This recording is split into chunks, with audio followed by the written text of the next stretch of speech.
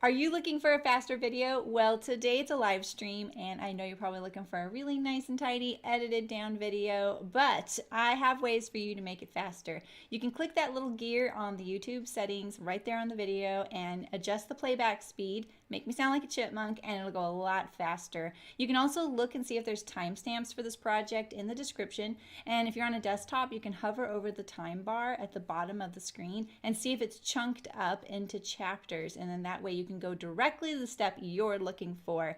And lastly, you can also tap on the screen on the right hand side of the video picture or on the left hand side to make the video jump ahead, forward or backward if you're on a mobile device. And you can adjust that amount in your settings so you can have complete control over how much it jumps. So if you are on a desktop, you can use the fast forward or the rewind, and that will make it go faster as well. You can also enable subtitles, and the little CC on the screen will enable closed captioning. That way, if I am a little bit harder to understand with that double playback speed, the subtitles might help you out.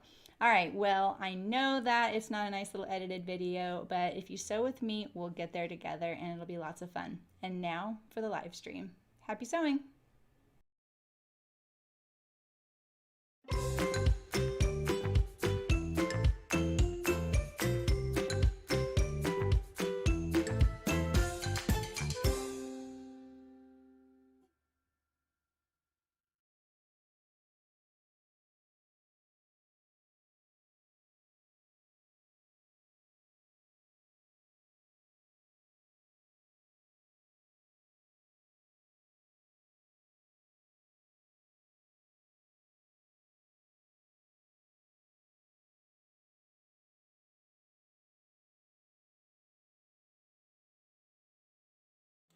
Hello! Happy Saturday! How's it going? Hey Walter, hey Hannah, hey Lynn. Lynn, your blazer's looking really good. How's it going? Happy Saturday. Let me straighten this out here a little bit. Good afternoon. These I'm missing a couple here. Let's see. 2, 4, 6, 8, 10. Yeah, I'm missing the one I like the most. What happened to it? Well, anyway, I got my fabric for making bias. Hey, Terry. Hey, Margaret. Hey, Libby. Nancy. Yeah, so this is these. It looks very springy here, but think of them individually, you know. So this is what they'll look like. I have 2 cream, like I love tone on tone.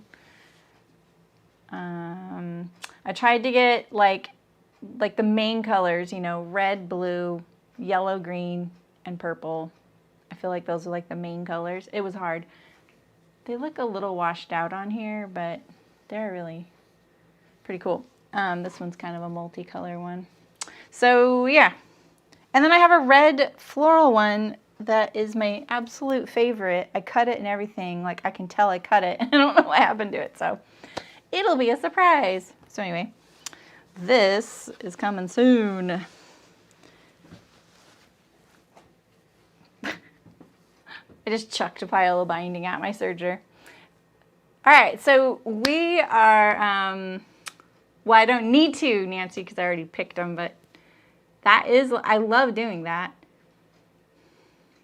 Yeah, I love doing that. But I had to buy them online without seeing them in person, so all I did was zoom in, make their ruler life size to make sure that it was actually getting a tiny print. Because sometimes they look tiny on the screen and then you get them and you're like, whoa, that's a 4-inch flower. We can't use that. That happened to us a few times. But mostly, like when we bought fabric, we always got to see it in person. But this time I didn't, because it was something, it was like a limited offering. So, yeah. Hi, Delwyn, how's it going? All right, so I am sewing part 3 of my blazer, which is, oh, it's over here. All right, so also, can you guys see that dress I made? You guys. I'm just gonna show you. Check it out. All right, so I made the Anthea dress. I didn't make this on camera because the gingham is terrible. Whoops. The gingham is terrible on my cameras. it looks okay here because it's far away, but it would do all kinds of crazy, crazy things. It looks pretty good on my dress form. I just need to finish the belt. I didn't have red. This is a knit, so I'm going to stabilize it. And I need to trim all my threads for my red buttons. But you guys, look at it on me. I'm not sure. I'm not sure. I think I'm going to stitch down the sleeves. I'll move the camera, I promise.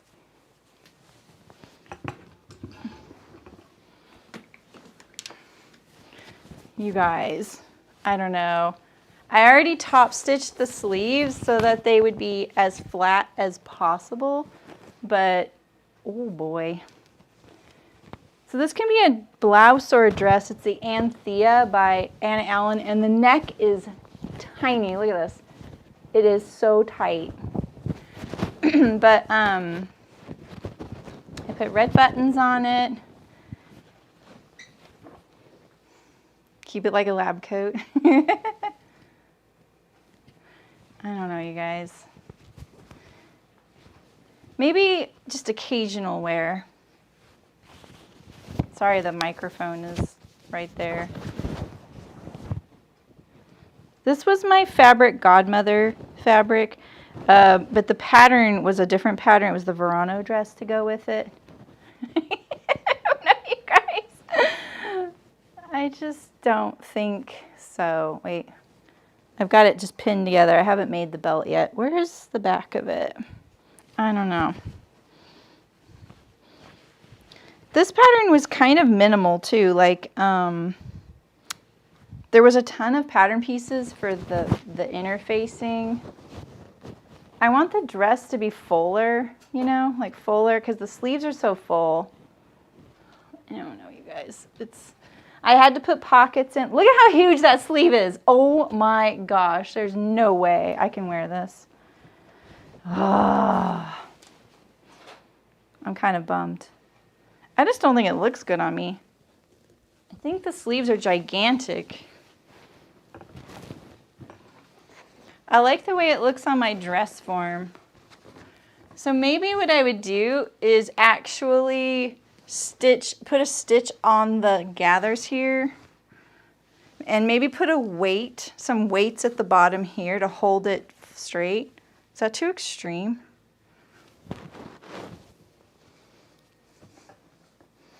Anyway, I just thought I'd share that. Really?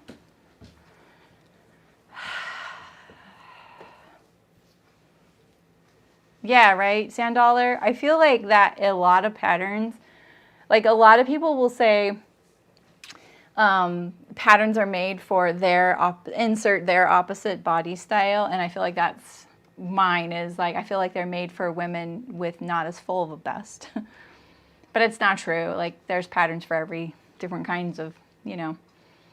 And it doesn't matter, right? You should be able to wear whatever you want, but I just feel like I don't want to call attention. I want to keep it bigger up here. So I love red and gingham. Like, I like the way it looks sitting there, like half of it. And when my arm's not in the sleeve, I like the way that looks, you know? That's how I want it to be. So I think like maybe this gingham is really nice. It's soft enough and everything. Couple inches from the hem. Oh, like, so do like a double. That's actually an interesting idea.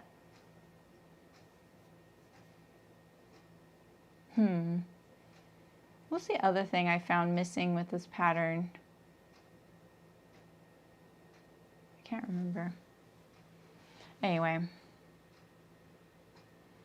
Yeah, if I shorten the sleeves, I'd have to like take out volume because they're huge. Huge sleeves. I could only cut them single layer at the time. Does it? That's interesting. I didn't know that, Sand Dollar. Well, anyway, that's not what you're here for, I know. But I just thought I'd show that. Oh, and then the last thing I wanted to show you is my October calendar.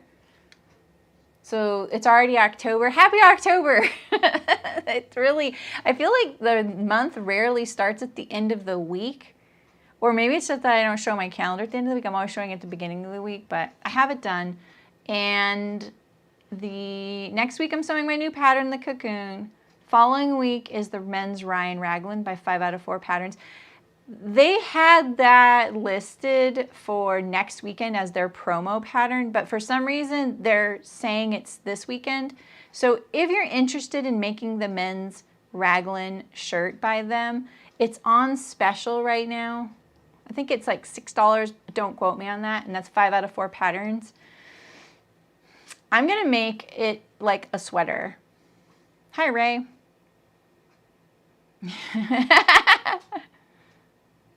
Yeah, that's what I think too, Libby. Yeah, maybe that's what I should do. Yeah. Right, Nancy? I know. I bet that just turns to winter really quick there. Whereas winter for us doesn't start till like February. So then I'm doing a sponsored stream with Sewing in the City, and I'm doing their Mercer top, which comes in lots of sizes, and it has this really interesting like flange above this, or the flange is the sleeve, but if you do a long sleeve version, the flange is above it. It's very 80s, but very chic. I don't have the fabric here because I'm washing it. And then we're going to do the tried and true Fairfield button-up. So 2 men's patterns this month. I'm sewing more and more men's, aren't I? So that one, the reason I'm doing that one on camera, even though I've sewn it a few times, is we're going to do plaid matching. Big, giant plaid matching. Do I have that fabric here? Yeah, I do. I'll check it out. This is so autumnal. This like this big gigantic plaid. So those are what I'm going to be doing this month. This is from Minerva. It's one of the fabrics they sent me. Super cozy. It's got this like kind of olive green khaki color with the orange, but really big matching, which sometimes you think is easier, but then you also realize that the pattern placement's a little bit key.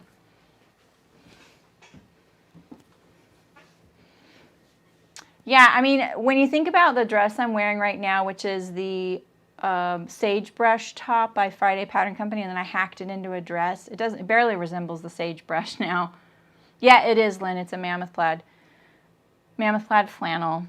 I don't even have those puff sleeves on there on this dress. The shoulders are too narrow, so I didn't realize the shoulders were going to be too narrow when I used my sleeve. But this is what I could do. I could just put a set-in sleeve. Plenty of fabric. Hi, Josie. Hi, Terry. How's it going? Yeah, so, all right, so here's my blazer. I'm not actually sewing on this today because we're going to do the lining. Why is my camera so, doesn't it feel like it's really zoomed in? It's just never a big enough table. All right, let's put this on her over here.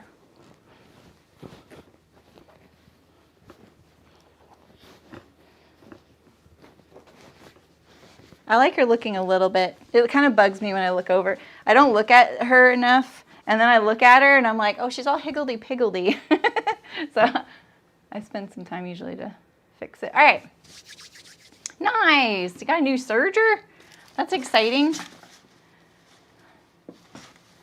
All right, so today I'm going to be assembling the lining, and this fabric's going to look really familiar because I stole the fabric for the Piper tunic from this jacket. That's why I shortened the sleeves and the body 1.5 inches, but that actually worked out perfect. I don't know if you've seen it on me, but it worked out great.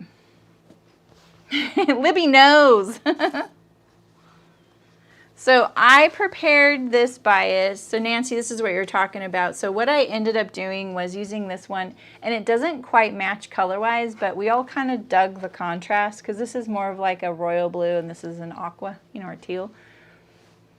There is a little bit of this blue in the flowers.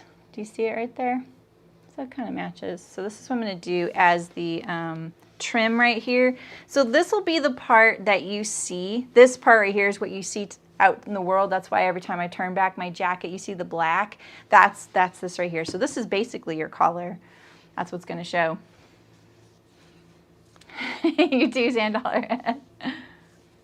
All All right, so this is really narrow. It was this vintage bias. If you could see it up close, you'd see that there's this like permanent fold line ridge down it. So I opened it all up. So this is really narrow. Look how narrow this would have been. Oh my God, that is so tiny finished. It's not even 1/4 of an inch.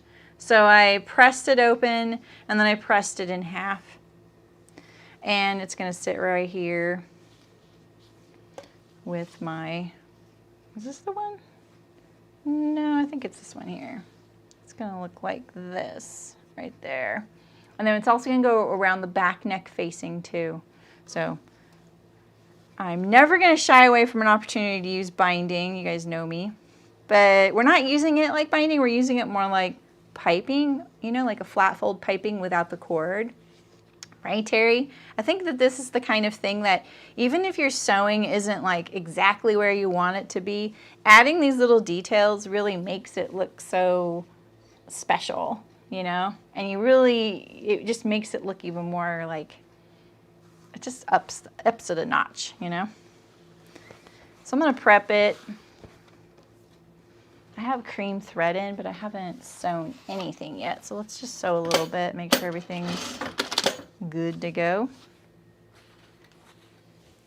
So the seam allowance right here, I'm pretty sure, I could swear the seam allowance on this coat was something entirely different, but I feel like all we've been sewing it at is 3/8 of an inch. Oh, I'm gonna sneeze.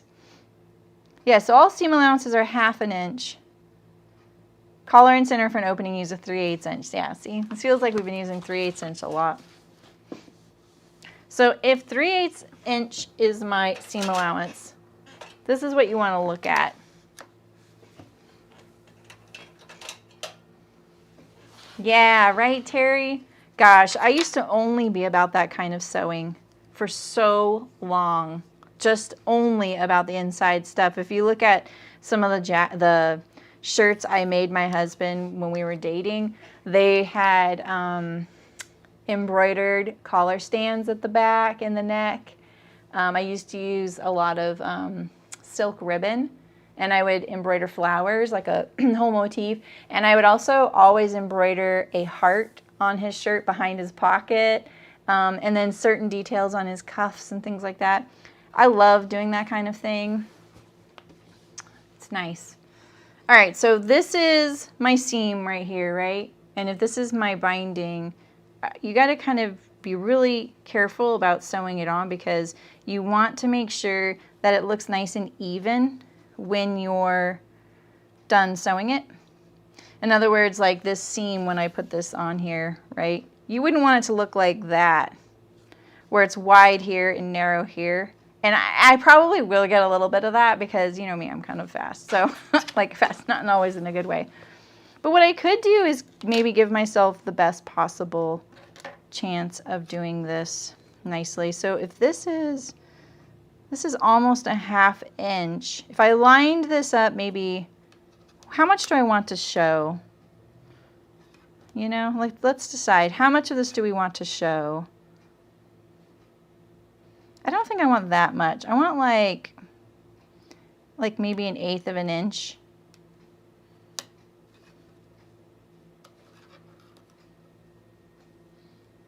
It's kind of hard. I want to line it up like really close to the edge there, and then it would be that much showing. Don't you think that's too much? 1/8 inch. Yeah, I think so too. And this is not quite a 1/2 inch, so basically I need to attach it so that I see a hair of my edge here. So I'm gonna just tack it on here, but I'm not gonna sew it at the seam line because I don't want my stitching to show either. So what if I did that? No. What if I sewed it like this? I'm trying to come up with a good way to kind of keep it lined up. Sorry. If I keep my foot lined up with this and my tape lined up if my tape is lined up with the inside edge of my foot, meow.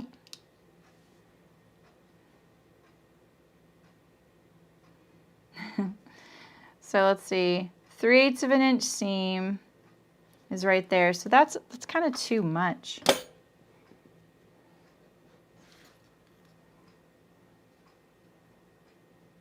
Three-eighths of an inch like that. And then what if yeah, let's try that. So we're gonna just keep like a tiny bit of my facing showing, my front facing. I pre-washed this binding too. I just put it in a net lingerie bag that I never use for lingerie. I only ever use for pre-sewing twill tape, binding, and the occasional bra.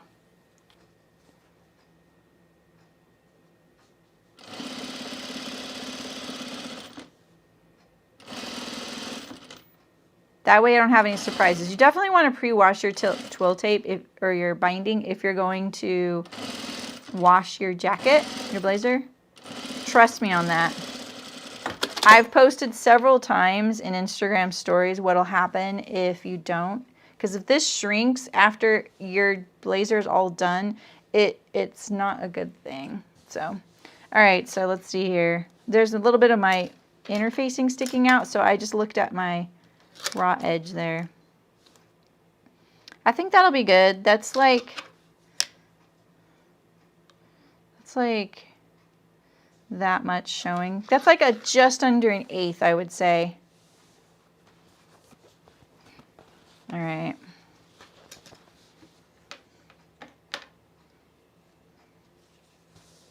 Let's do this one.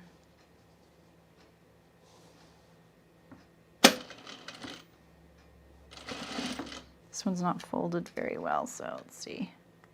I don't know if I can get that to shift. I'm not sure what this is made of. It could be polyester.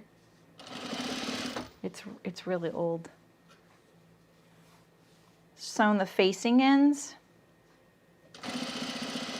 No. I know what you're talking about. Hi, Barbara.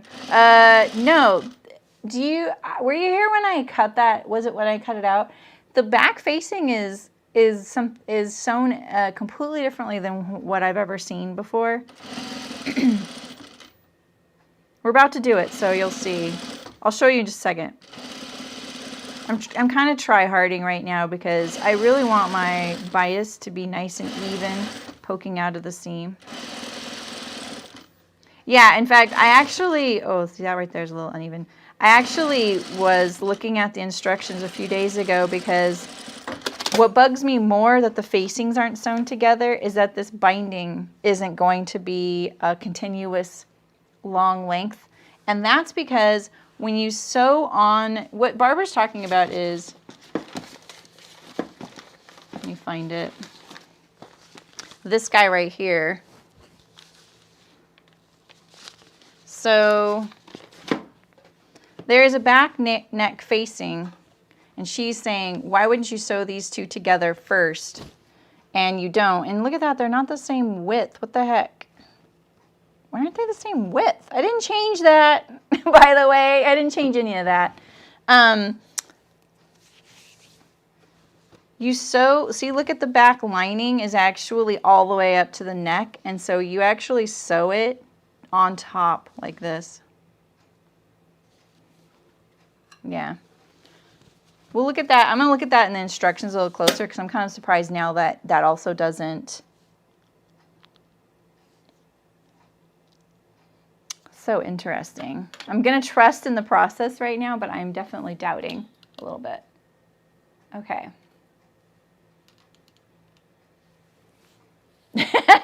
Right? Yeah, because I was like, where's the pleat? And there is a pleat in there too. Yeah, isn't that weird? That's so interesting. I had the same reaction. Trusting in the process. Oof, these notches are like way too deep. All right. Now we're going to sew this together here. And now I'm going to line up these edges and sew it at a 3/8 inch seam, and let's just hope that the sewing fairy likes my accuracy here. I'm just looking at the overall length. When you've made a lot of fit adjustments, it's easy to kind of worry that things aren't going to line up. And this lining is that linen, so the linen is definitely a little bit like, it's been chilling in the bin for a few weeks. It's like having a little bit of a like siesta, so it's relaxing, getting a little bit bigger.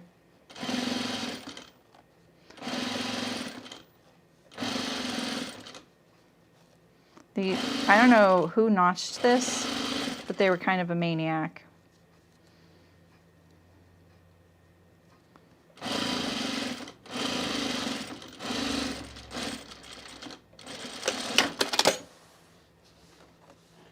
So let's look. Oh yeah, see right there, it's too wide there. Look at how crooked I was. Jeez Louise. This looks good. This doesn't look good. I think that I changed my seam allowance here. Let's do this a little better. So right now what I'm doing is I'm lining up this raw edge. Yeah, that's what I figured, Mafio, because you sew them completely differently. I'm looking at this raw edge and I'm putting it at the 3/8 inch. And I wasn't doing that for part of the sewing of this. Oh my gosh, look how different my seam allowance is. I just sewed that first seam as if it was me putting the binding on.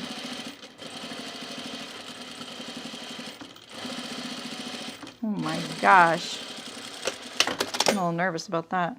Look at that. That's not wide enough at all. I don't like that. What could you do to prevent this? Lots of things. Get the right kind of binding. But a lot of binding that's pre-made isn't going to be the correct width. I should use some of my new binding, but it's not washed. But it would be the right width. I'm going to take out a lot of this, sorry.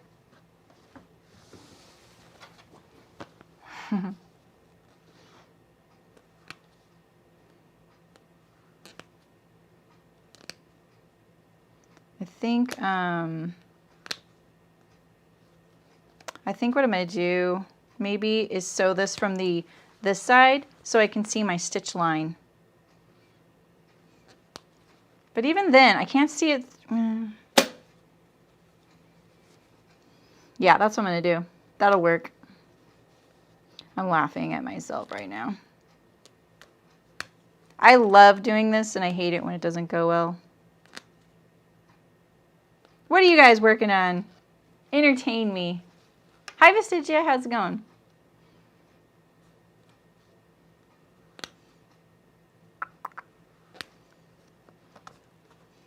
Alright, let's do it a little faster now. I'm a little nervous about doing it faster. We have no more fabric.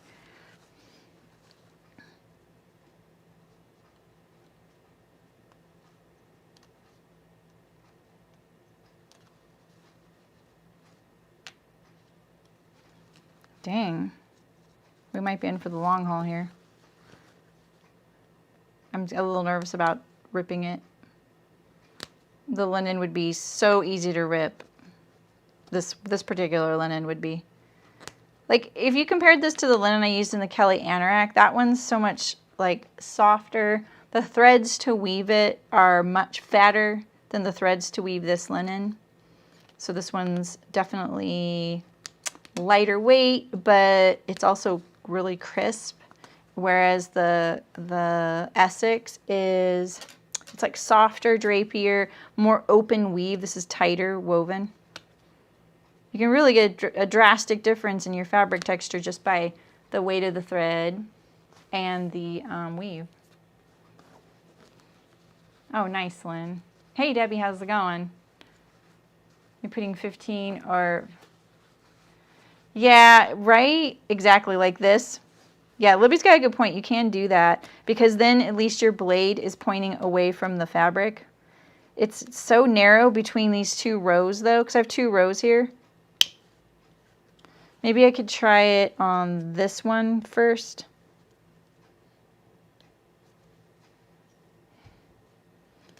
Oh, I just ripped it. Yeah, I'm not doing that.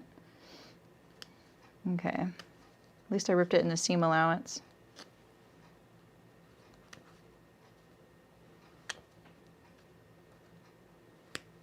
I'll get a good thing and then it'll get wider down here.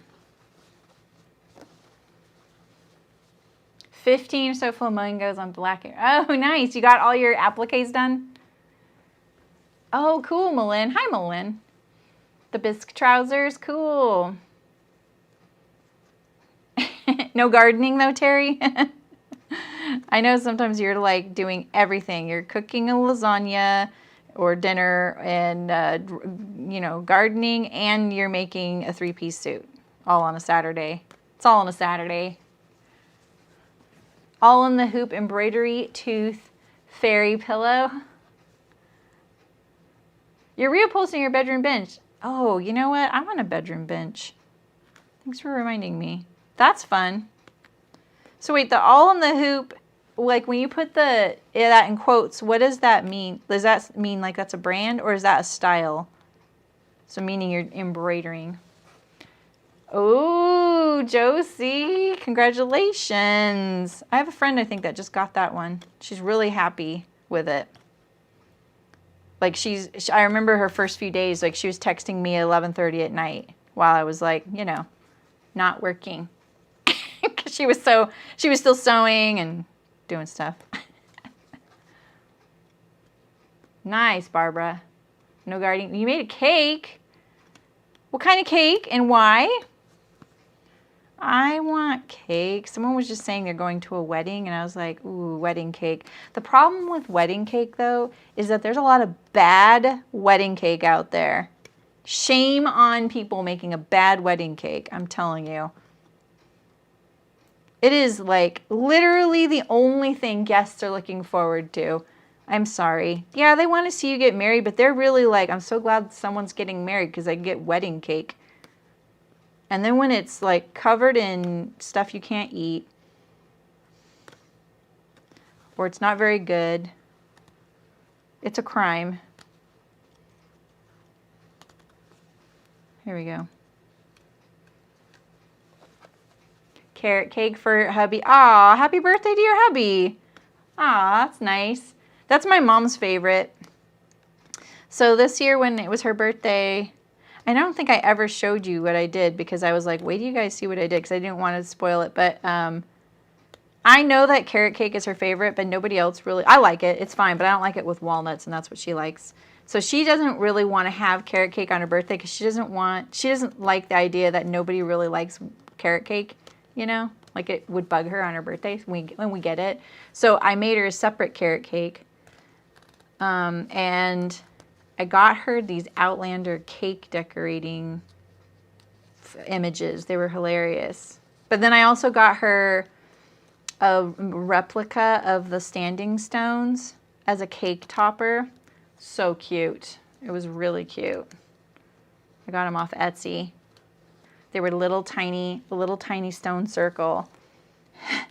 And you could put them in your garden, you know, like in a terrarium or something. But they were safe for cakes too. That's how I found it. Just carrots and nothing else. Now I'm kind of tempted to take out this up here because, you know, why not?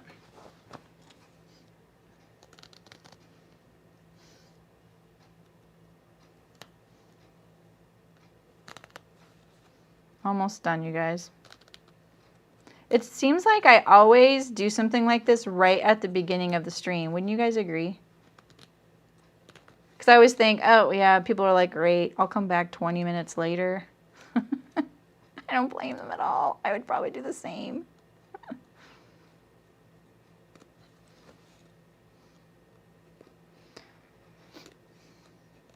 So, yeah, I wanted to reiterate the fact that if you guys want to make that raglan that for men's, make sure you pick it up this weekend because I'm pretty sure the promo is this weekend.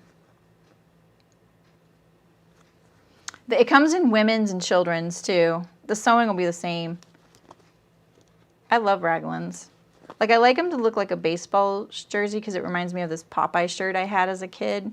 And I loved that shirt. It was my absolute favorite shirt for a few years.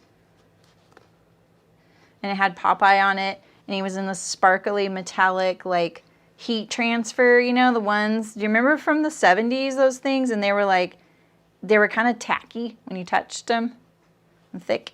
And then he was holding a can of spinach and it said, "I am what I am." I loved Popeye. He was my favorite cartoon. Him and Danger Mouse. Okay.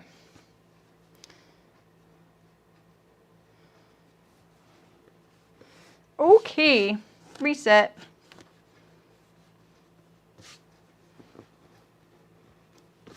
So now I'm going to look at if my stitches, where's that ice cream scoop thing I have? Here it is. I'm going to look at this tape. Let's see how, I'm going to focus on if I stitched this evenly. That way I can follow the stitching on the back. I really want, this is my thing I'm going to be kind of anal about. That's what I decided.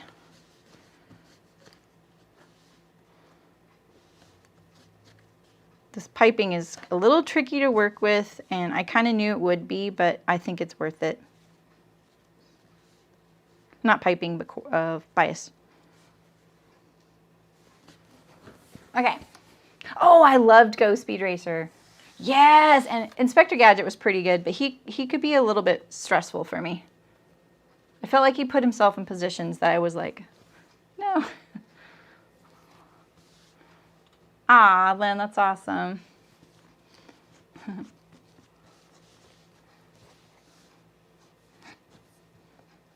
don't think anybody in my family has an October birthday. All the birthdays in my family are the last day of July and then 2 in August. So like all within a month. And then all the women but me are all in February within 3 days. And then I'm in May. I have a really small family though. Okay. Let's look at this side now.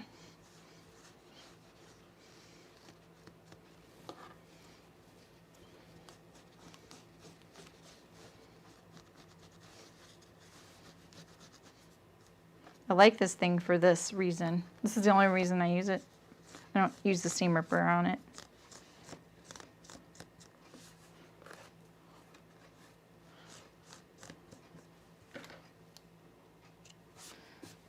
All right, that never happened. Oh, you're making the Jedediahs. Nice. Okay. Are the Jedediahs the one,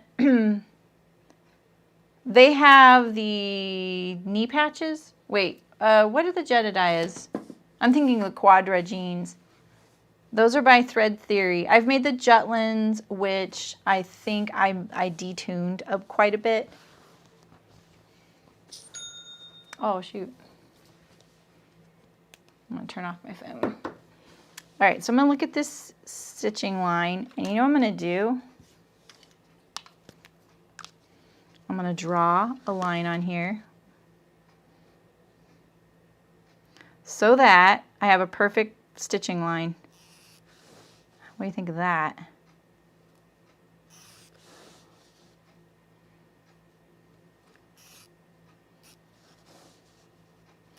You know, this is my favorite marking tool, the Chaco liner, but it really bugs me that the yellow doesn't wash out.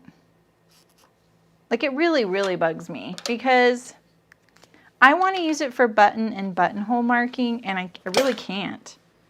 And I did yesterday, and it totally backfired. I told myself, it'll be okay. You're going to wash this off right away, and then you're going to use Folex and get it off, and I can still see it.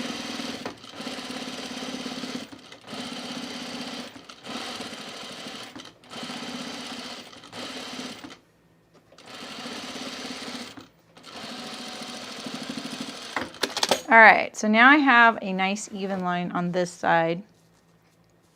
And you can see my interfacing doesn't come quite to the edge there. And let's trim this interfacing here so I can see my fabric on the back side. Don't you love when you see that people sew this in a blog and then they're like, now attach the bias. You're like 3 hours later, you know? Okay.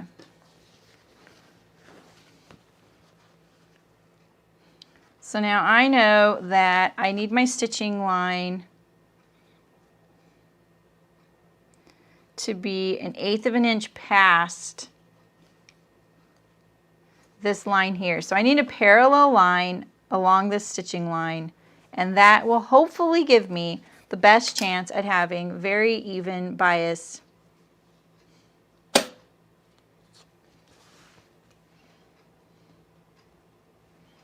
I have a few more threads here. Okay. Let's do it. Let's wish me luck. Let's make an offering to the sewing fairy.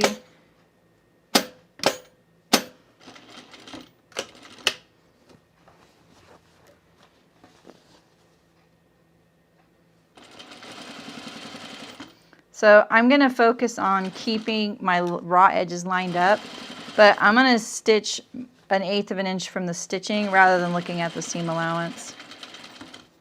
Because hopefully by my calculation it's going to work out. Even if it's a little off, it's not going to be that far off.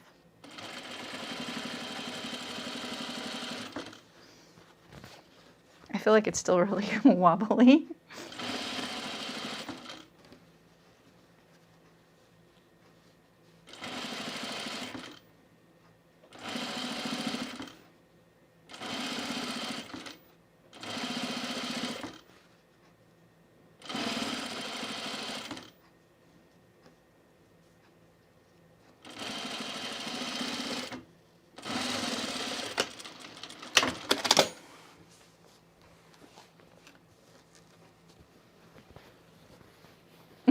Nancy, that's when I make a sale on my Shopify store. Isn't that awesome? It's so satisfying.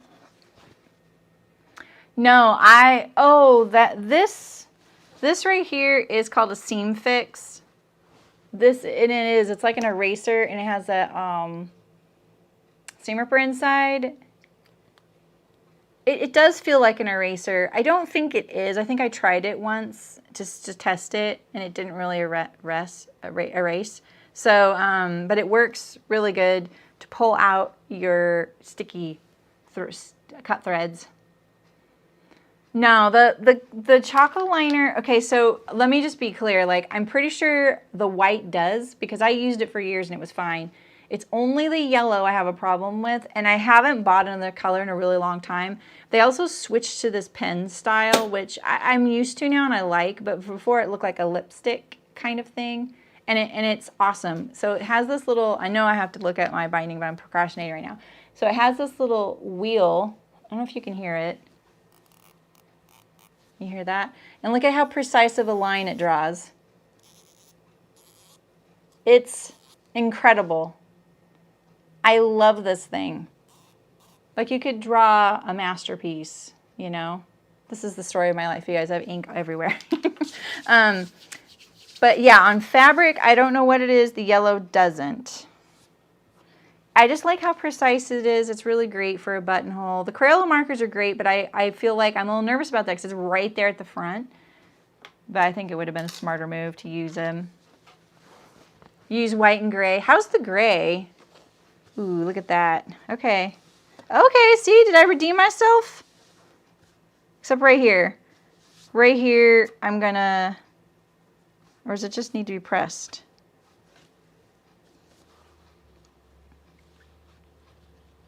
I think I can let that slide. Look at that. A little wide right here. Not bad. A little wide right there. Let's fix that right there. Oh yeah, I can see it. I can see it. Okay.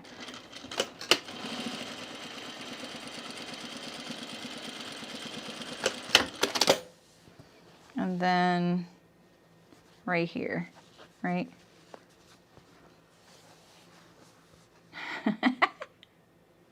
They're the plain ones.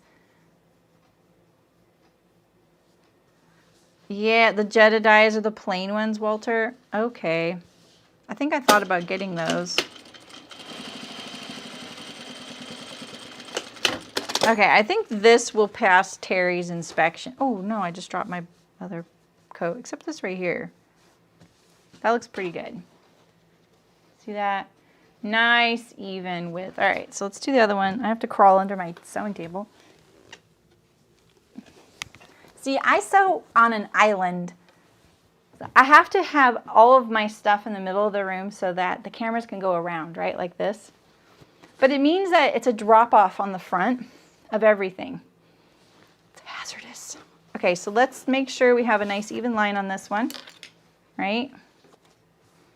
So I did a quarter, what was it? How did I mark this one? I did a 1/4 inch from the raw edge. I think that's what I did, right? Is that what I did? Maybe I did this. Yeah, I think I did this. Yeah. Yeah. That's what it was. All right. The best thing about the Chaco too is like you never need to sharpen it. It's always a precise line. That's not looking very precise though.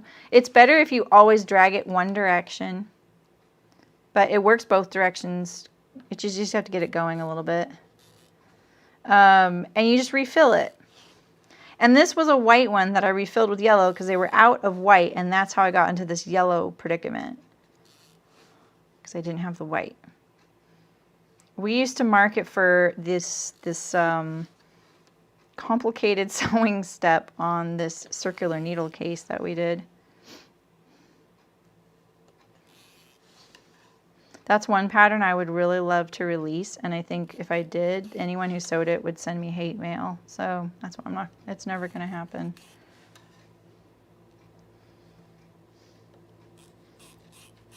The pattern that broke me. I'm like, yep. Yeah, tell you.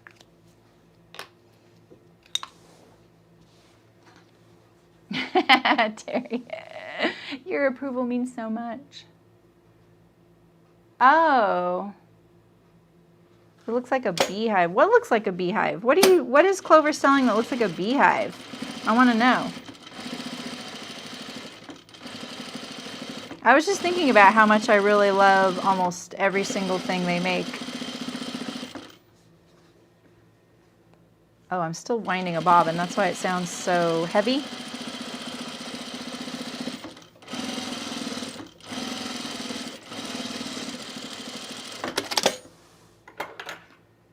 Maybe that's what it is. Something sounds really heavy over there. Okay.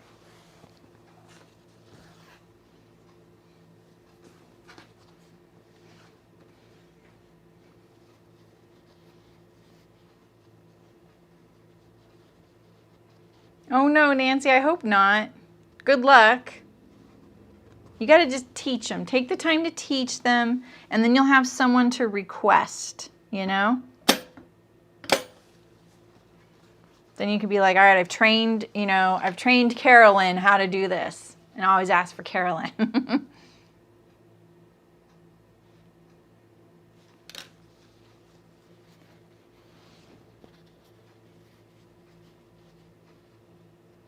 If you get the dye from denim. Oh, really? That's interesting.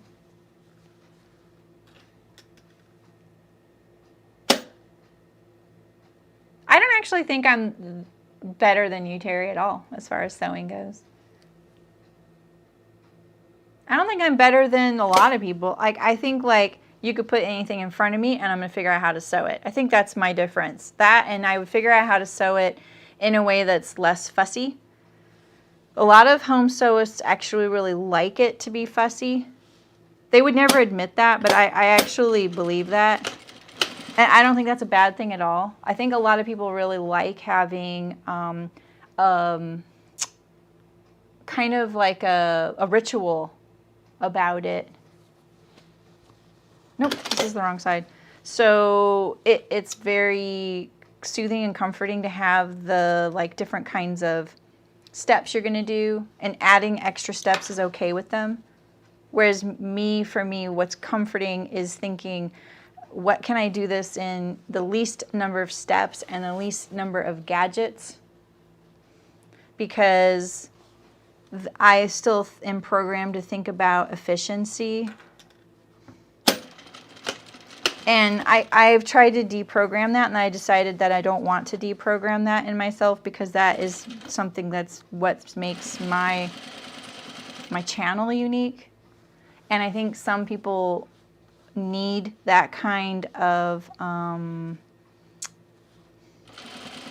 tool, because sometimes if it's faster, you get through something and you have success. I didn't trim this black edge off, and I really wish I had, and now I need to also focus on staying away from the light, because I didn't actually do that there. I'm going to have to fix that. I don't have a standalone bobbin winder. It's built onto the side of my machine. Most industrials have a bobbin winder on the side, and so you have 2 spools of thread on top, and one goes towards to the bobbin winder, and then when you put your bobbin on the side, and then the thread goes through a little tension disc in a loop, and then you wrap it around the bobbin, and then when you engage it, as you sew, it winds the bobbin. So right now it's not winding, but when I sew, it'll wind, and it's almost done, so you might hear it go clunk, and that's it snapping open like your bobbin winder on your top machine goes. Once it's full, it springs back and disengages. But it makes my machine sound a little rough when I'm sewing with the bobbin winder going. Like, it sounds really heavy to me right now. I think that's also because, maybe because I have this here. There's something changing the sound right now.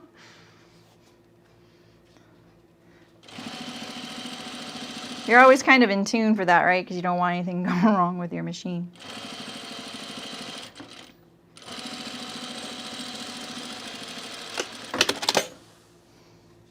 See right here, this is a little bit uneven right here. I'm going to take a chance. I'm not even going to look at it. I'm going to fix it now.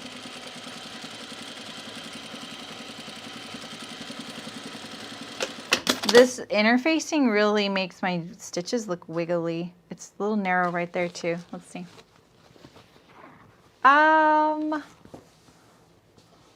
Yeah, the eraser, the seam ripper with the eraser is the seam fix. I just found it at the checkout. I don't have gigantic bobbins. I've seen those gigantic bobbins, but no. They're pretty standard, but I can get them really full. Look at how full I get mine. You can adjust that. Just so you know, you can adjust that. All right, looks pretty good. Once it's pressed and top stitched, I think that'll look pretty good. All right, so the next thing we do is we do top stitch it. I'm kind of tempted not to, because I think that's where it can also go a little bit awry. And then we're going to put those together. And then let's look at this stitching here. Yeah, because you're going to stitch that, and then you're going to turn it under.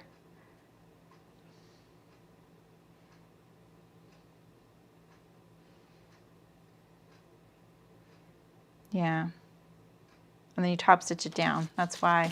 Okay, let's top stitch this.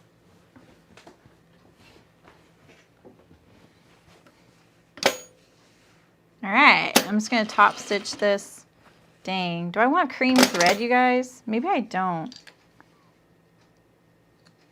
Do I have this color thread though? Oh, I think I do. Ooh, yeah, I never use this. Look at that. Ouch, ouch, ouch. That's pretty good. I'm going for it. And to wind my bobbin winder is the same, like I can tie it off up here and pull it through. So it's pretty easy. Hi Angela, how's it going? I'm not gonna change the bobbin. Just the top.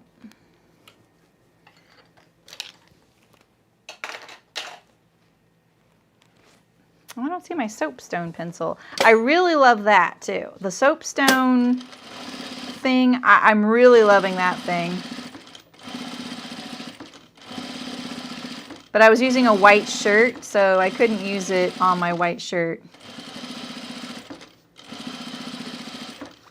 I'm kind of manipulating some of the width here by pulling a little harder in some places and not so hard in others, just to kind of give it the illusion of being straighter than it is. The seam is still pulled away from the edge. It's fine. All right. What do you think of that color combo? I like it. I like it.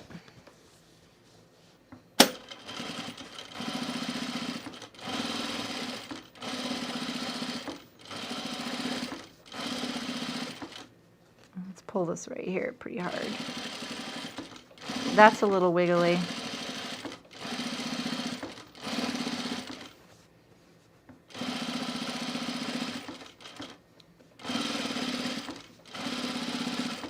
Oof.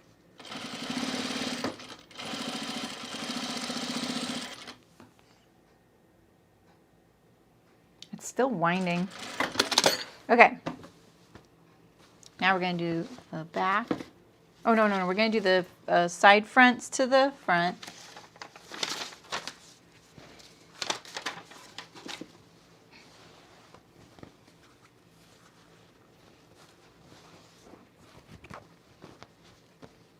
Thanks, Nancy. It's just a canvas and this linen. I saw the linen, I was like, okay, I want that. 1/2 inch seam. Line up all your notches. A Maniac notched mine. For sure. Legit Maniac.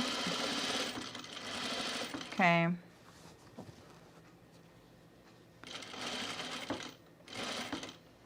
So when you're doing these curves, sometimes you can pick up this piece right here like this and kind of pivot it, kind of like you're doing a circle, you know? Don't stretch it.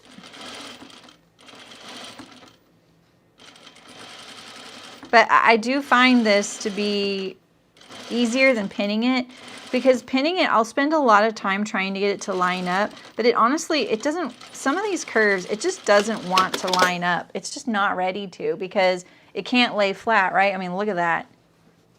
So if this piece is laying flat right here, this piece can't, look, it just can't even lay flat. So pinning it, you're kind of asking it to do a lot. It's okay to pin. Like, I actually like doing that sometimes, even just like in the areas where I don't have to you know, make it fit. So, you know, like this whole section down here, you know, what I would normally do is probably go, all right, I can get to about right here, you know, pin it to here, you know, and then, you know, then do it, you know, but then it's such a short distance too. And when you have this little tag here, remember you're lining it up a 1/2 inch away from the raw edge. That's the seam line. So that's okay. So sometimes these will, if it had the point, like if they didn't cut this off, which, you know, I just kind of mimicked the pattern piece that they gave me after I did my fit changes. So normally, right, this line would go here, this line would go here, and you have this really narrow point. The only reason it's not there is because it's so hard to cut those points really accurate that it's just best to just lop it off. Oh, Sarah, thanks. That's nice of you. No, you didn't miss too much sewing drama, just some wobbly seaming on my part. Thank you. How good. Enjoy the yard. I know it's so nice out there right now. I mean, it is here. And maybe you gotta take advantage where you are, just because it might change. So yeah, just remember that you're always like, tune this out. You know, you're like, oh my gosh, I got this weird curve here. Just think about the edge that you're sewing parallel to and that you want your line 1/2 inch away, right?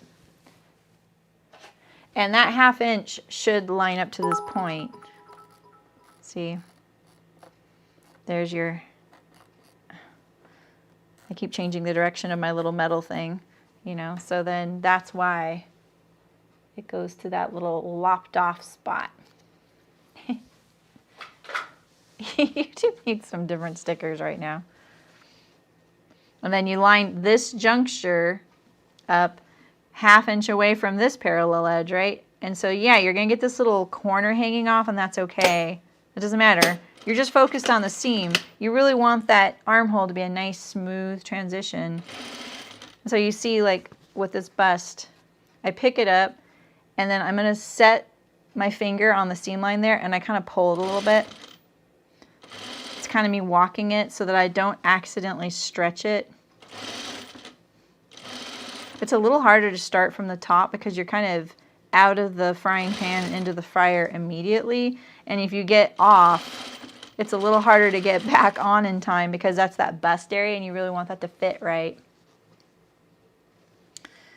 So then when I get kind of past that or close to it, I start lining up the bottom going, all right, am I still on track here? You want that curve to be in the right spot.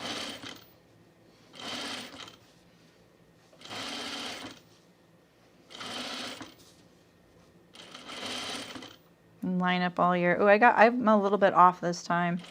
I'm going to take it out because I'm going to do it from the bottom up. I feel like that's a little more easier, but I do also like to do it sometimes from the curved side. It just depends on what I'm interested in. My stitches are really short right now.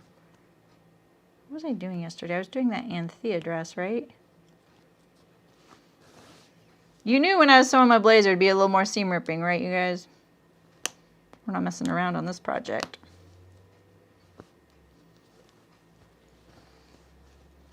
Oh, I thought I was at the end. There we go. I was like, why couldn't I just pull that?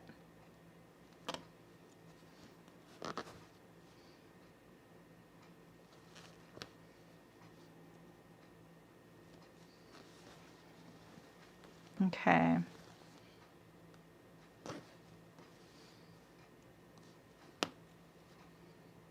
I could have just let it go, but you know, when you're 1/4 of an inch off at the bottom and we still need to sew that to the lining to the outer jacket and the other one matched, I don't think you should let that lie. I think you should fix that.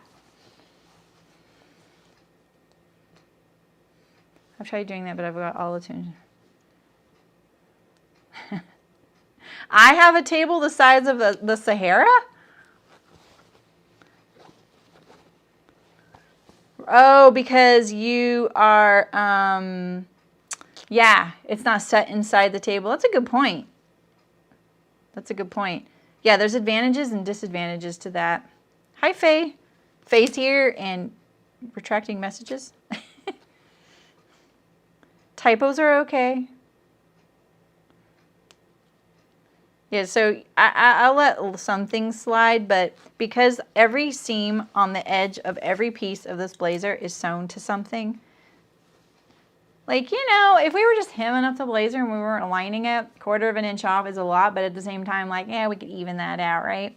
But because this edge down here actually gets sewn to something else, you probably don't want to start off on the wrong foot, especially if it's one of the steps that's making you nervous. And most folks feel pretty nervous about lining a garment, but it's going to be fine. You're going to see how it's kind of magic and it just all comes together. And we just sew it together like a 1/2 inch seam, just like everything else, and it all works. All right, so I always like starting from the bottom going up.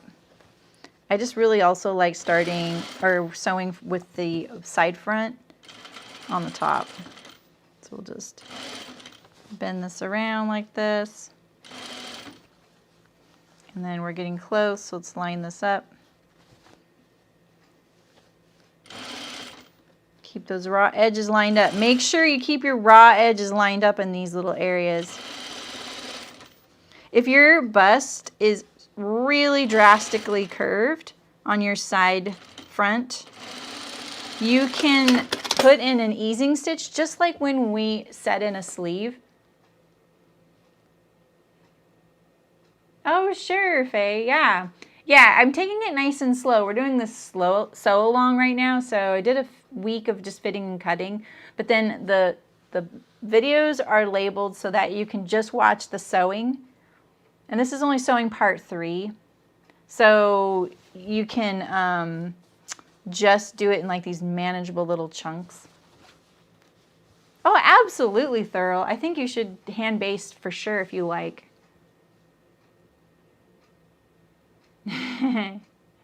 That's nice, Lynn. Yeah. Yeah, I think a lot of people would agree with you, Thurl. I think hand basting is great.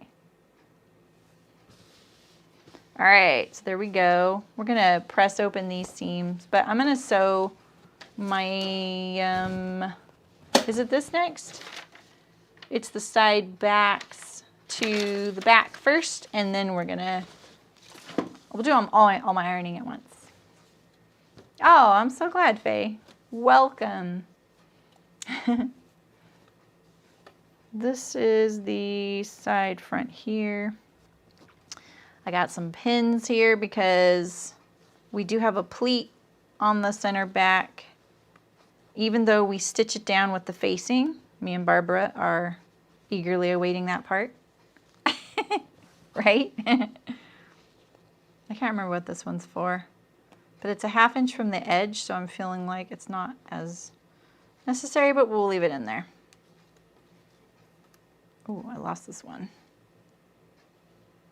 There it is. All right.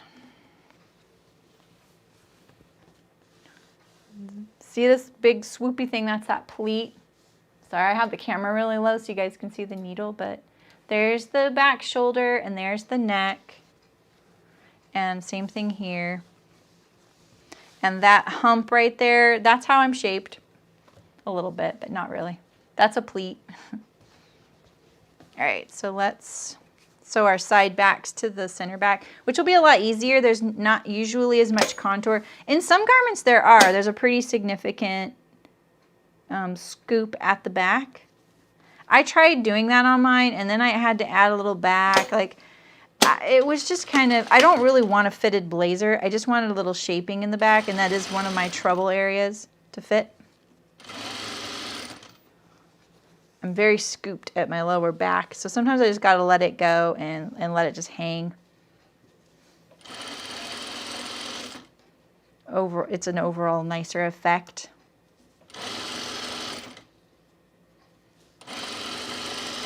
I'm going for a good fit, not a flattering fit. Sometimes they're a little bit different because a good fit is flattering. So again, here are those little wings of your seam allowance, and so you see that is where the 1/2 inch ends. But see, when we open it up and that wing is kind of pressed to the inside, you have a nice continuous line for your armhole. There we go. The linen is like got a little cut in it right there. All right, same thing on this one.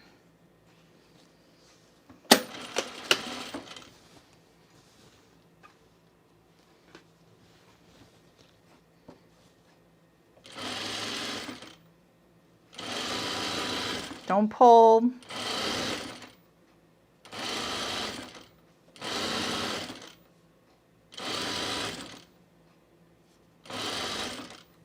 Why is this thing still winding? I think it must be done. I'm just gonna undo it so it doesn't sound so rough. All right, we're gonna do the center back. I have quite a scoop there, don't I? I did fit mine really drastically, but I still maintained the same silhouettes from the original pattern. If you're doing a back pleat, I've done a couple of back pleat tutorials for the sleeve and for the blazer backs, so just you can look at that or use the instructions, because there's a little bit something different here if you're doing the back pleat, so don't forget that. I'm doing view B, which doesn't have a back pleat. All right, and so now we're gonna sew this pleat together here. It's gigantic, and I wish I would have marked this on the wrong side, right?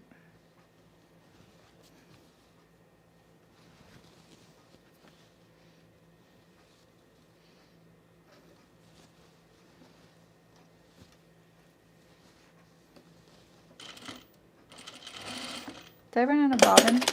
Oh no, I didn't. What the heck? It looked like I didn't have stitches. All right.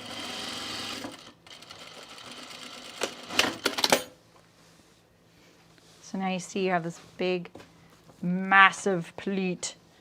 But it also straightens out your back, you know, kind of see like that. See, there's the pleat there. But then down here, you don't really have any, and it just kind of lines up. It kind of gives you that room you need when you're kind of moving around, which is so weird since you'd think the outer blazer is going to hem you in, but it doesn't. Oh, Eliza. What lining facing would you use if the fabric had some stretch? You mean if the outer fabric had some stretch? I would use something with a little bit of stretch, maybe even a stretch woven. It'll be really weird if the inside isn't stretchy and the outside is, because the outside is probably built with a little bit of negative ease, and even if it isn't, they'll act like that to each other. It'll like, it won't hang right. This is, yeah, a 1/2 inch seam allowance on the back, Sand Dollar. All right, let me make sure. I shouldn't have pressed there. I mean, I know I have to press, but can I wait? I want to wait. Yeah, so now we're going to do the bias on the facing, attach the facing, and then we're going to do a little bit of an ironing fest. All right, so the facing is, that's the collar. Here it is. And then my binding is, oh, I took it off. There it is. Here's my binding, or bias. You could probably use straight cut bias. Just make sure that it's not acting funky, especially around this curve here, meaning cross cut. Like say you're like, I really want the stripes to go a certain way on my little trim. I would just check it out. I'm sure it'll be fine. The bias is just a little bit easier. All right, so what did I do my first pass? It was like a little sliver showing, right? That's what I did. And then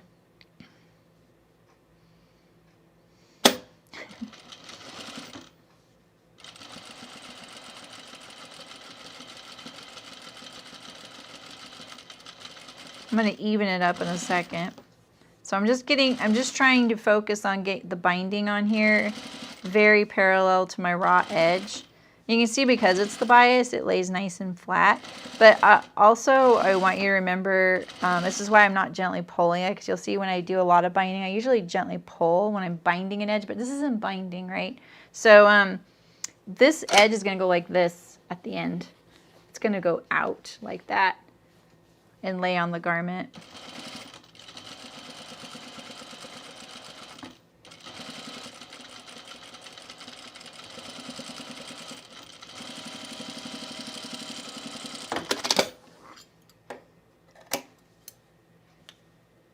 Yeah, okay, Eliza, yeah.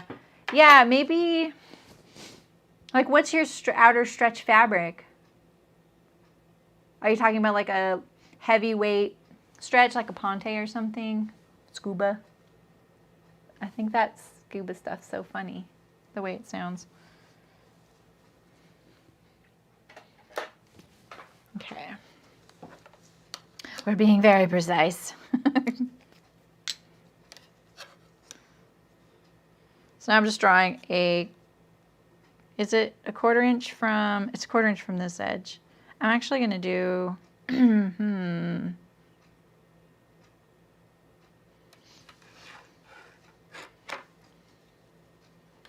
going to do 1/4 inch from this edge. Just trying something.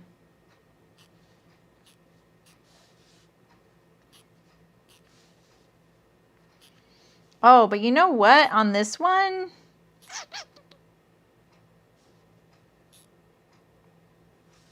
I just thought of something. We're sewing this completely differently. I can't use my little sew from the back tactic. This is still going to be helpful though.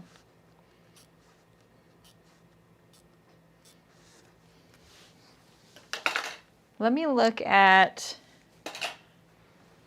what the seam allowance is for this.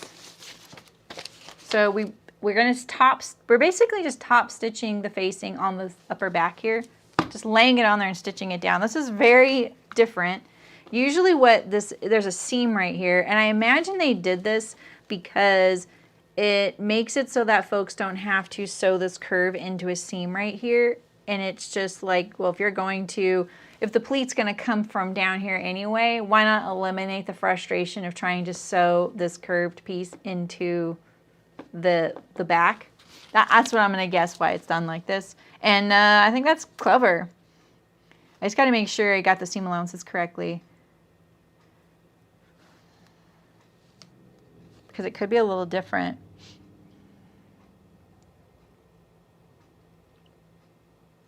Yeah, so there's a 1/4 inch seam allowance on this back facing. Oi, that really fouls me up with my binding.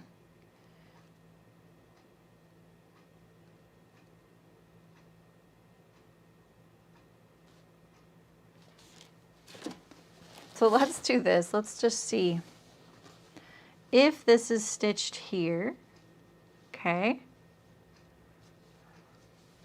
I'm gonna figure out what's gonna work for my project. Your seam allowance isn't that critical on this edge because your back is really the one ring to rule them all, you know?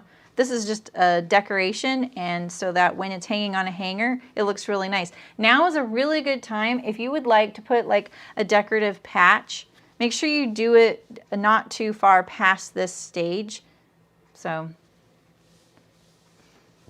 turn it under and then attach the piping. I think that, yeah, well, I mean, I think I'm going to edge stitch it like that, but I just want to see how this lines up, you know, because look at the piping goes the other direction. You see that? I don't know if you can.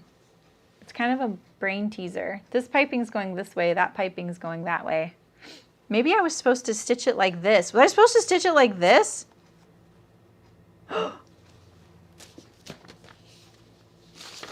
It showed the top stitching. Oh, you guys, I stitched my binding the wrong direction. Well, gosh darn it. Couldn't have someone told me that? I was supposed to stitch this going this way. Oh my gosh. Oh my gosh. I could swear it was supposed to go that way. You thought the welt pockets were going to be hard. Those were so easy. Oh man. Okay. So if I put this, maybe if I line up my binding closer to the edge, but I think I'm going to turn it under like that and sew it down. I want a little bit more. All right. I'm going to give myself a little bit more of a seam. This is your seam for this, so you can actually just sew it where you want it to be.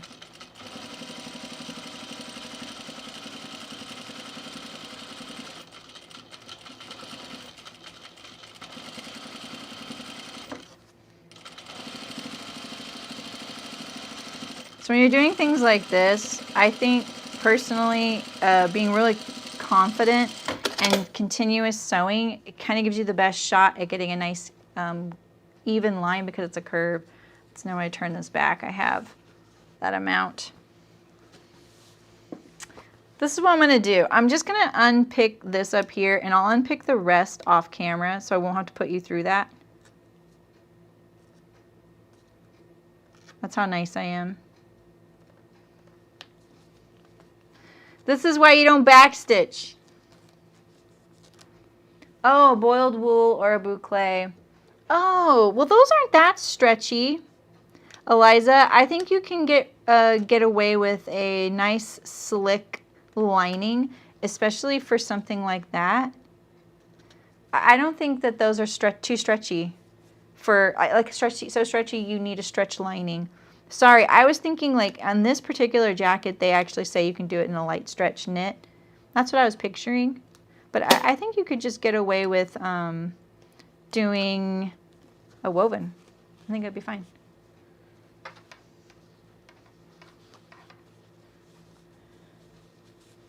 All right. This is how much I like, you guys. I'm gonna just do a little bit. I'm gonna only top stitch a little bit here, which means I'm gonna have a back stitch here. I won't back stitch it, but I will have something similar. And that way we can continue on. I'll just remove the rest of the stitching later because I am silly. The drawings for me on these instructions are a little bit hard for me to see because they're really small and the lines are really small, and I looked at that a few times and I saw it that way and I still didn't interpret it correctly.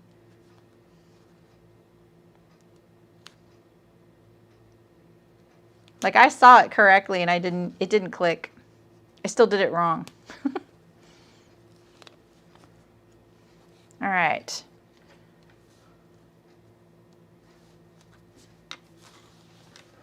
I'm gonna change my thread. I'm on my third different thread for this jacket.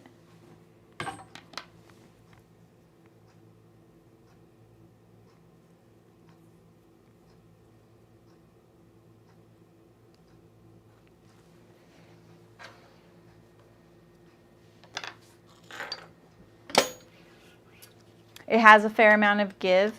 Is your blazer pretty, like, is it going to be really tight fitting? Which one are you doing again, Eliza? I can't remember. I feel like you told me or you mentioned it at some point. Okay, I don't need, I used a lot of that. My friend Kathleen gave me this. Okay. So a little bit.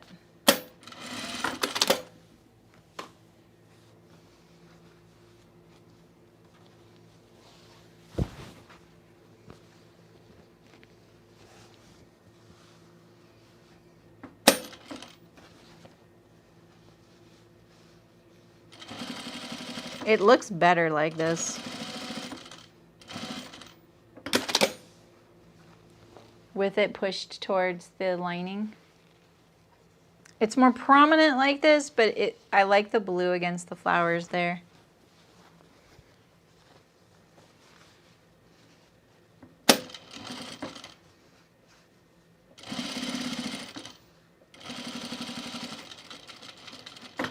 I'm not going to backstitch because I have to backstitch when I finish stitching it, and I don't need 2 back stitches there. All right, now we can attach this on here, and we have the right color thread.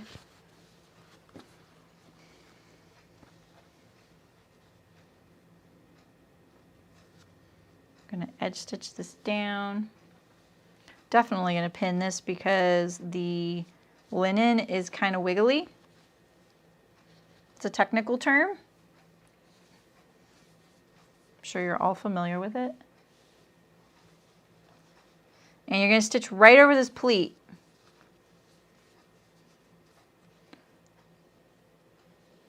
Line up all your neckline and shoulder edges. Just like that. Get rid of this stubby little pin here. I'm just kind of pinning in the middle there. And then I'm going to turn this back. You can fold it first.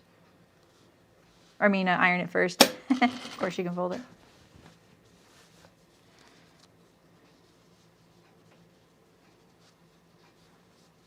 I'm going to iron this. Auburn, not too fitted. Oh yeah, I think that you're going to be okay. I think with something like the boiled wool, Eliza, you're definitely going to want a slick lining above all. It'll just make it so much easier to get it on and off. And slick, I just mean like, you know, something kind of smooth and slippery. And then that means also that it'll be smooth and slippery against the wool.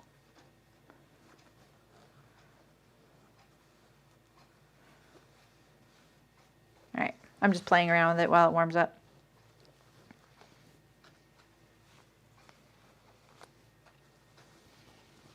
After this step, I'm going to put the front and back together, and I'm going to set in the sleeves of the lining.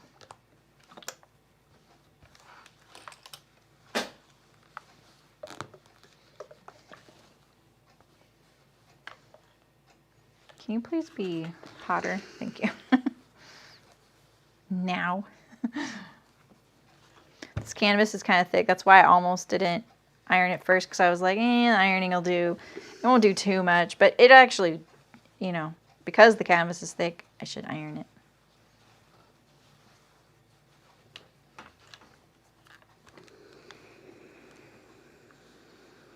This is where having the trim be bias cut is going to be helpful, because it kind of has to stretch along this edge to be able to lay flat.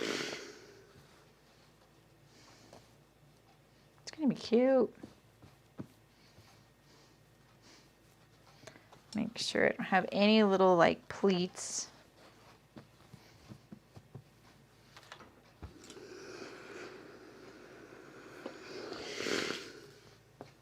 Cool. Let's iron this because we want to.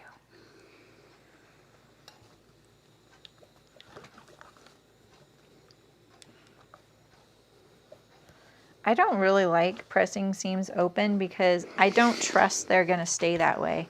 That's why I like to press seams to one side or the other, but I'm just going to follow the directions.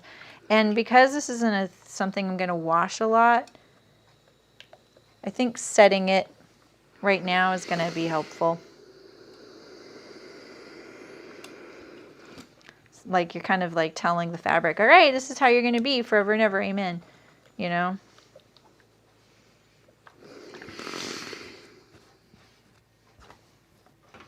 Let's see if I can get in here a little bit.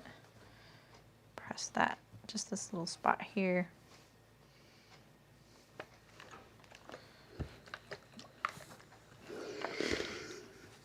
And then I think you press the plate that way.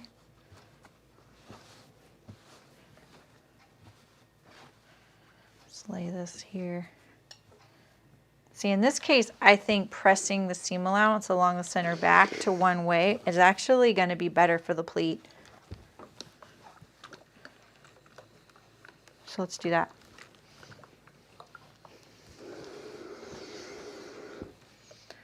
Cashmerette doesn't know what fabric I picked. They want me to do what's best for my garment, you know? See how that being pressed that way is going to make this pleat lay a little bit better. And I'm going to kind of line all this up. I'm going to press it down. What is that? Oh, it's interfacing. That's why. It's a little piece of interfacing I cut off of my front. It'll be fine. It'll come out. There we go.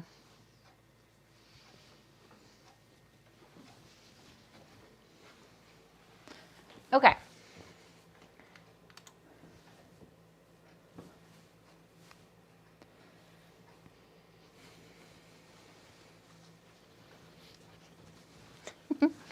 Oops, there we go.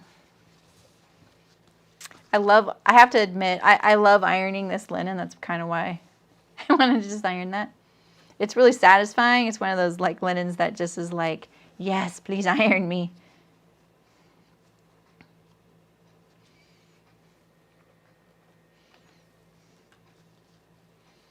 A few pins. You can see my shoulders kind of poking up over here. It's like dipping down here and poking up there. That might be due to my sewing this edge here. Because that's a curve of the facing, I'll bet it just stretched it a little bit. So I'm going to trust the back here, and I'm just going to trim that off. Because this is all bias, right? Except maybe for right here. So this is going to get stretched. Even if I'm not pulling it, it just happens. You know, the fabric's an open weave. So now we're going to edge stitch this down.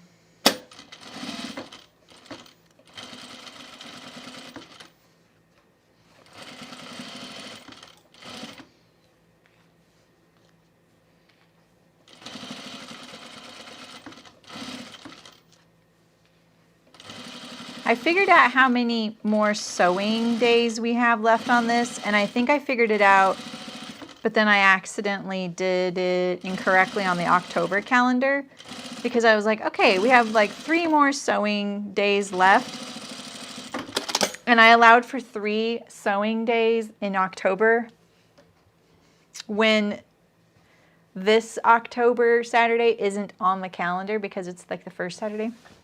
If that makes sense. All right, there we go. Look at that. And so, like I said, if you want to do any label, like if you want to do some sort of like showcase label, it's going to, you know, like when you hang up your jacket on the hanger, this is what's going to show.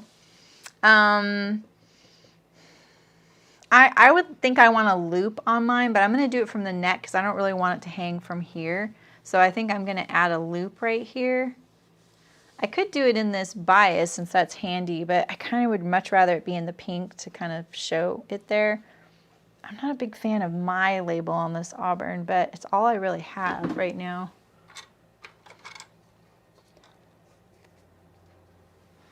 I mean, I could do that. Could I make this like a square label for once? No, I'm just gonna put it here. I'm gonna stitch it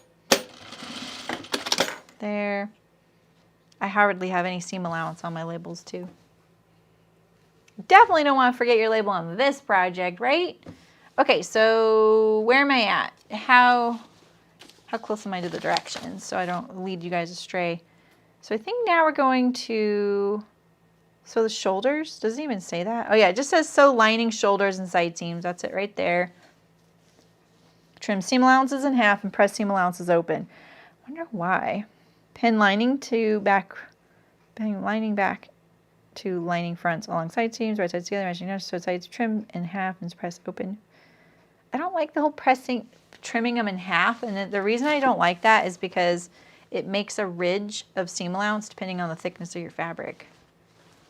I may not trim mine. Also, if I ever get bigger, I don't have anything to let out. All right, so let's see, how do these line up now? They don't. They still don't. What the heck? Did I turn under too much there? I want that to line up. Why doesn't it? It's like worse than ever now. Do you, Libby? I like that.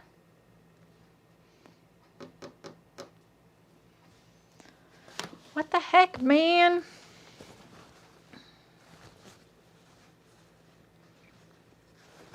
Now, what if I made it line up? Like, how far off am I? I mean, I could, and then that way I would have to lose some of the seam allowance in one area. I don't like that that doesn't match. I didn't change that. Did I not do a big enough seam allowance? Did I do too big of a seam allowance there?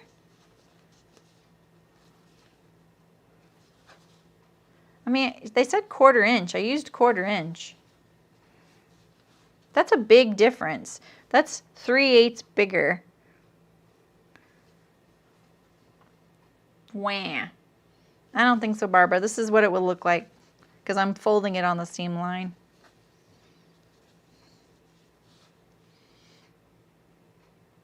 All right, that's it. I'm done. I want my money back.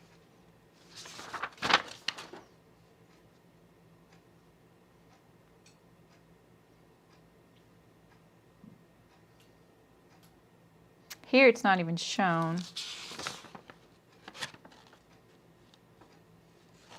They just don't show it in the picture anymore. So I can't tell if it's supposed to. No, there isn't, Barbara. I mean, the picture is this. And then once, see here, they just don't show the back. I know, Barbara. But Terry will know. I'm just kidding, Terry. So if I force it, right, what'll happen is I'll lose that much there and that much there. I can't do that.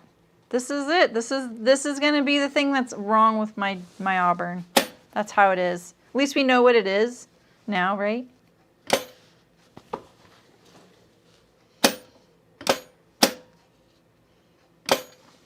Sorry, I'm trying to decide my what I'm lining up to, because remember my little back neck facing here. Let's just trim that off like that.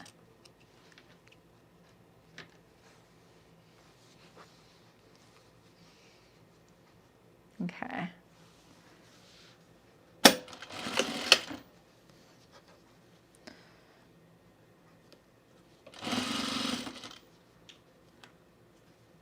The shoulders match perfectly though.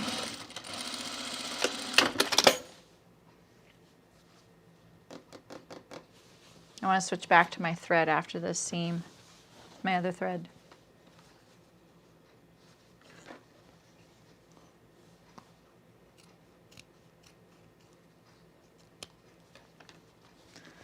I could see that it's in the realm of possibility that they don't match because of the bulk, but I think that they would mention that, and that's just wishful thinking on my part. You know what I mean, jelly beans?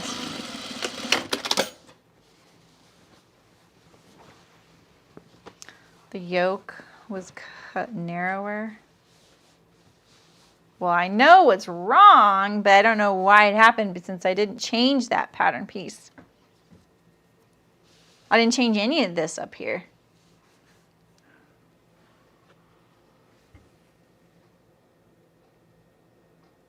No, I can't do that, Barbara.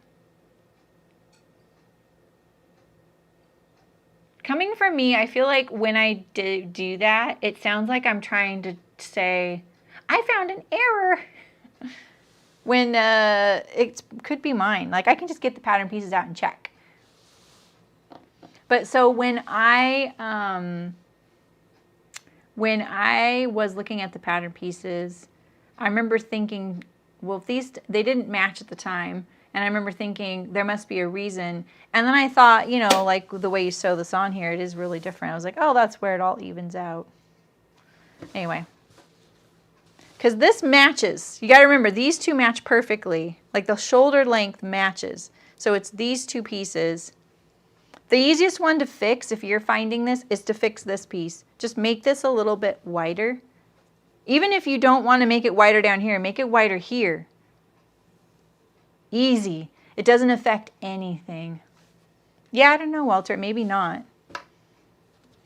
But we all know we want it to. We need to be reassured. Right? Okay.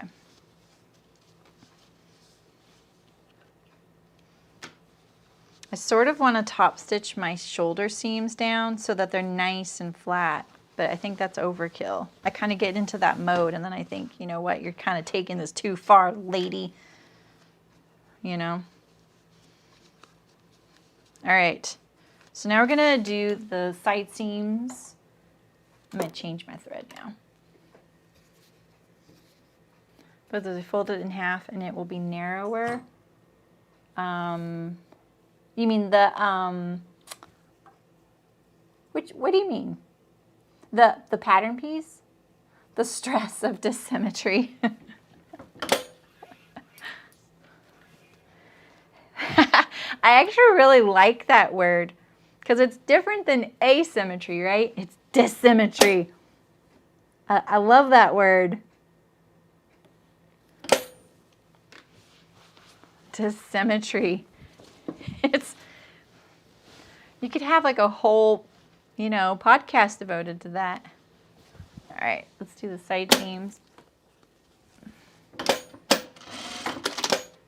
So you mean, Josie, like you could just do this in half? I don't know what you mean, actually. I'm intrigued, though.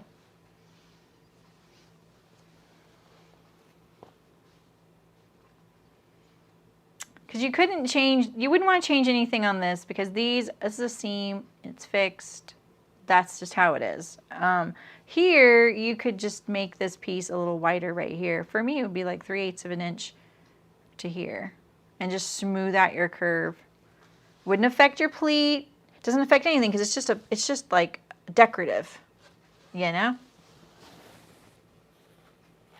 Oh, yeah. If you cut it on, yeah. If you put it on the fold and then make it wider. Yeah, well, yeah. You can cut it however you like. Yeah, but you would need to add that little bit there. And then just, yeah, smooth it out. How about this? I will look into it and see if it was my error or the pattern. I'll definitely look at that.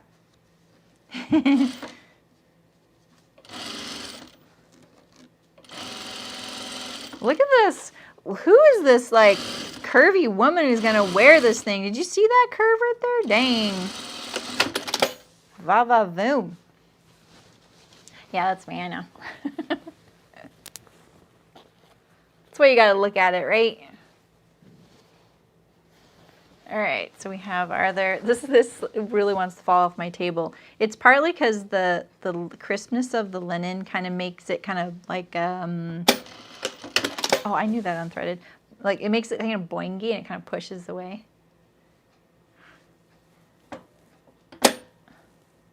What's the arrow?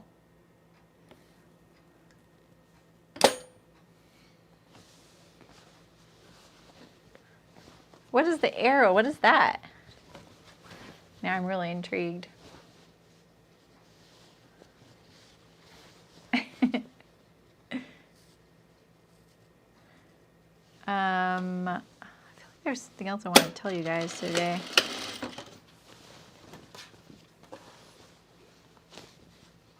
Oh my gosh. Stop that. There we go.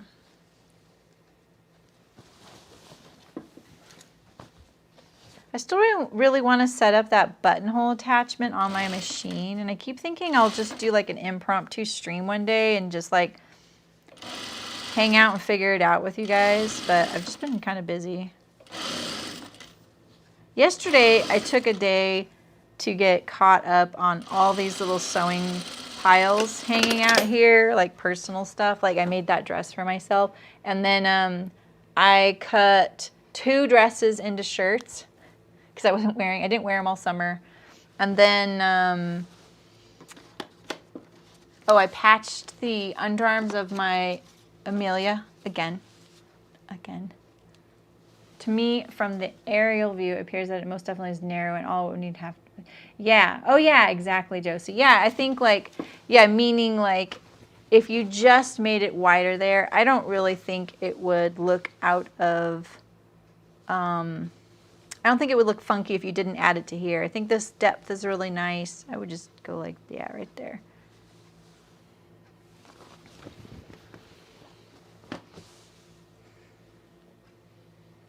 Yeah. No, I used a 3/8 inch seam. It says the fronts are 3/8, and then for the back facing, it was a 1/4 inch. So yeah, I did. I used a 3/8 inch seam. Yeah, I was kind of double checking that because I know the seam allowance for the most part on this whole garment are 1/2 inch, and I was kind of surprised that there's so much. We've done so many things that are 3/8 inch. So when I fit the garment, I was kind of like, well, if I fit this to be, why is this pinned? Is this just pinned all together like that? I fit this with using 1/2 inch seams, you know? So these are my sleeves, but I think we're going to do the collar next, right? Yeah, so now we have the collar, the one that's actually going to show to the world here, and let's make sure I don't do it upside down this time. It was like those, but we're going to stay stitch. Don't we want to stay stitch the neckline? I'm pretty sure. Oh yeah, okay. I'm going to stay stitch the neckline here. I don't have my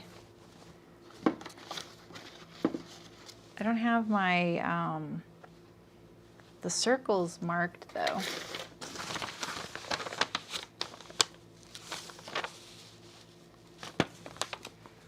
Let's mark it.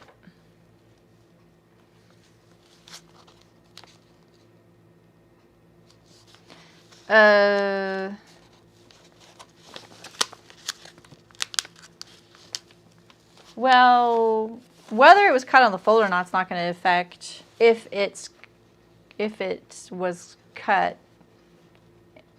if it was the right width or not. It has to be the right width. Cutting it open is more accurate, especially those narrow, like, little pieces like that.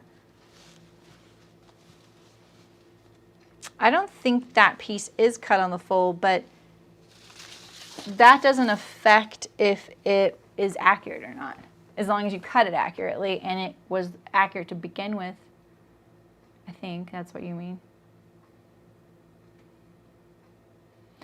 Oh, I think I know what you mean. I mean, it's off on both sides, so it's obviously it's symmetrically off, right? It's not like one side is wrong. If one side were wrong, then we would know, yeah, I probably didn't do such a good job at cutting it, right? All right, so I'm gonna just stay stitch this between these circles.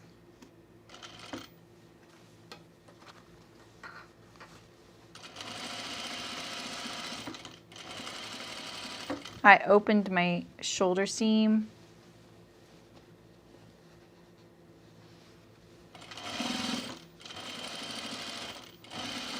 Let's see how I did on my label placement. I mean, I think I could lower it a little bit more. Yeah, that's, no, it's so true, Josie. Absolutely. I didn't even check those pieces when I was doing my fitting either, because I knew it's not a piece that is, for lack of a better word, mechanical to the whole jacket, you know, because it's decorative. That's what kind of galls me the most, is that it's off and it's a decorative piece. Like, it's not even necessary to the jacket.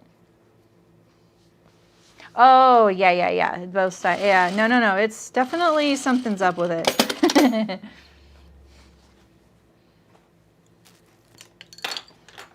All right, so I got my stay stitch in there.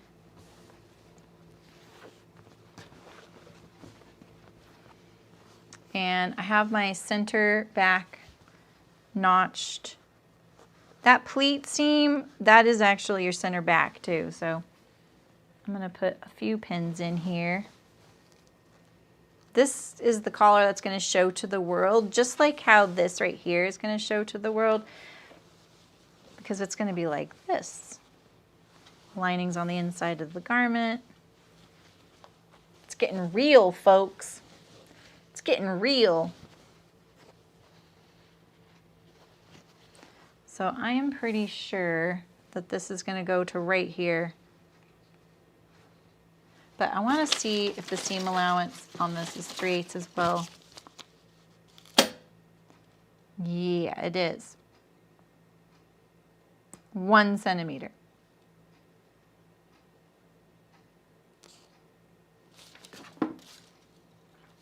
And then I have this pattern piece, right? Here it is. Yeah, so this little circle, I sometimes wish that they would say where this is so that you just knew rather than having to get it out. But yeah, so this circle right here is basically the end of the 3/8 inch seam line here. And it's like the pivot point for your collar as well. You're gonna start and stop there. You don't sew through all the way. Right, Josie, I know. I'm trying to let it go. It's not easy.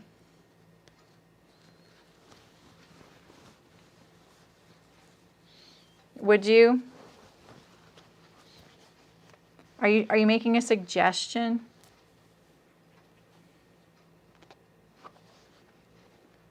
Maybe I will. We'll see. You might as well. If you're not live on camera, you might as well, right? I mean, you have the time, and if you have the fabric, absolutely. Like I said, it's a decorative piece. It's not like key to the function of the jacket. Just matching my notches to the shoulders. I'm hoping these notches go to the shoulders. I'm about to check though. So I didn't trim my seam allowances to half their width because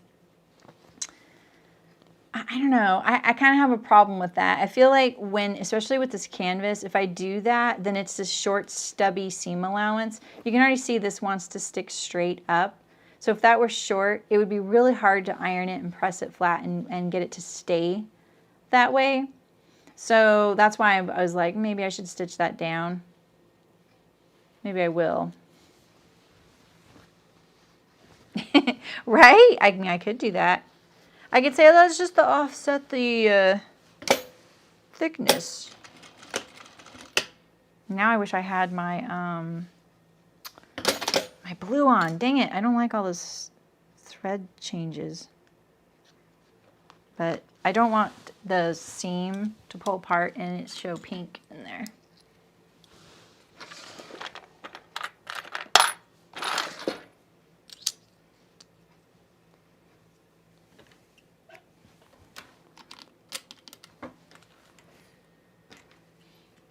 At least it's pretty quick to change. Except it just means I have to keep threading my needle, which I don't like doing.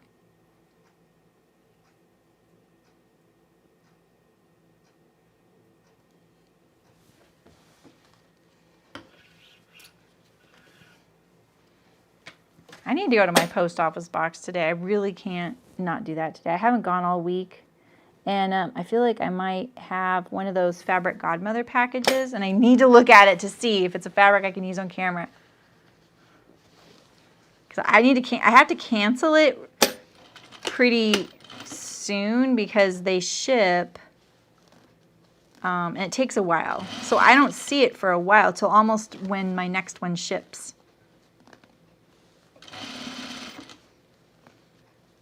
Okay, that's not a 3/8 inch seam. I sort of want to do it from this side so I can see my seam allowance. I can't see my pins, but I can see my seam allowance this way. So this is going to feel a little awkward. You need to kind of position your collar so that the raw edges line up to that neckline, okay? It's gonna feel awkward, but on the seam line, it all matches. So yeah, let it do whatever it wants to do above and below this seam line and just kind of, you know, wind it around. Because look at that, it doesn't look like it's gonna do it, but then if you line up the seam line, right here, that 3/8 inch seam along the edge, it's fine. And you can see my I don't know if you noticed that my linen poked above my neck right there. So I'm not using that as my raw edge. I'm using where the canvas was because it's the shortest seam allowance. Hey, Elizabeth. How's it going? Whoops, whoops. My little seam allowance from the shoulder started poking up. I'm just sewing right over my pins.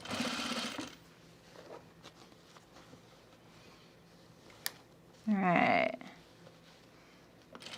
I'm gonna take out this original seam here since I did the 1/2 inch seam allowance.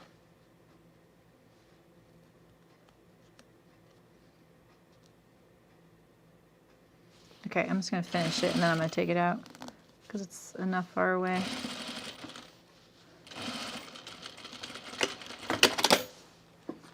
All right, here we go.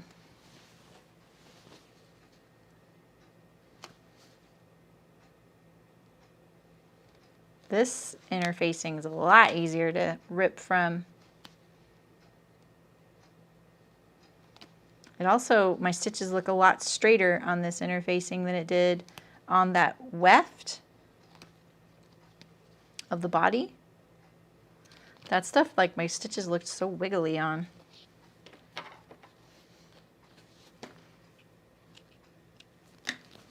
Take out my pins here. This is where I stopped that other seam. All right, here we go. We need to clip this curve here Oh, I knew there was another pin. I couldn't find it. Curious what Elizabeth's saying. I might use these.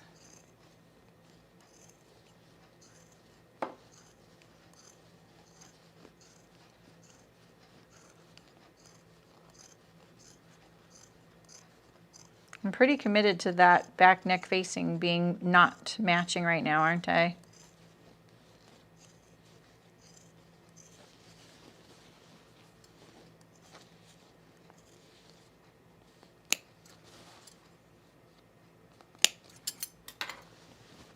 Okay. Oh, but I want a loop. Eek! I really want a loop. I want a loop. Hi, Sophia. How's it going? In the song they have on their site, they do not have pictures of the two sides of the shoulder seam together. They don't have the two sides of the shoulder seam together. Where's this fabric at? Do I have any little bit left? Yes. Let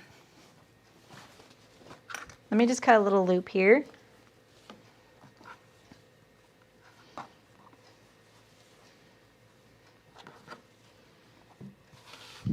Oh, wait, didn't we use this as bias for something?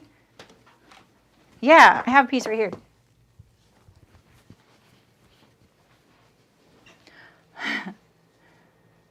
I was saying that you won't see the mismatch at the inside shoulder seams. Oh yeah, you will. I mean, that's it. That's the shoulder seam. It's mismatched.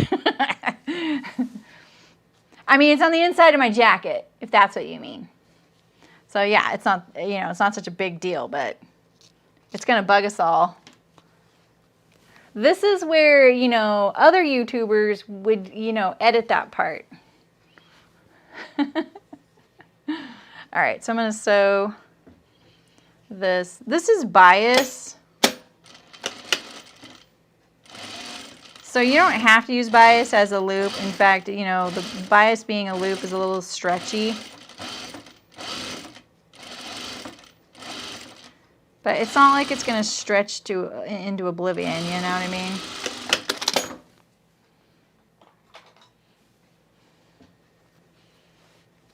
Yeah, the loop, I know.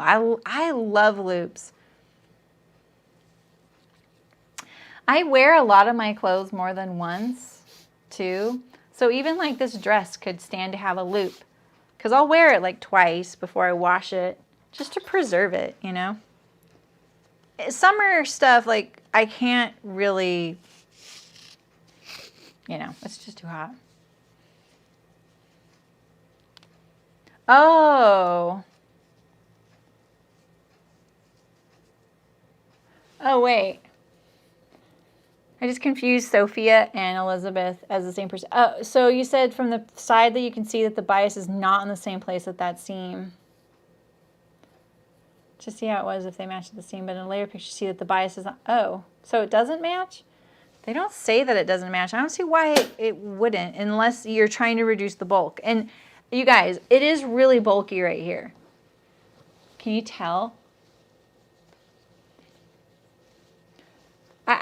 This is the thing. I would venture to guess that they're offset because of the bulk, especially because you have this bias in there. I feel like, though, they would say that because it's important. People are going to go crazy trying to match this up. Am I right? All of us, all of you are going crazy right now that I'm not matching this up. I know. I can see you guys. So the only reason I'm not right now is because I'm not as strict about those things. I've sewn a lot of things, you know. But at the same time, yeah, I know it's bugging. But at the same time, like, I don't mind things like this because sometimes it reminds me of sewing it. And then I could go, oh, yeah, that's something. Like if someone says, oh, I made the Auburn, I can say, oh, just be aware that the back neck facing. I'm not leaving it in there so I can warn people that that's a case. I'm going to check the pattern pieces because I think that they would say something if they didn't match.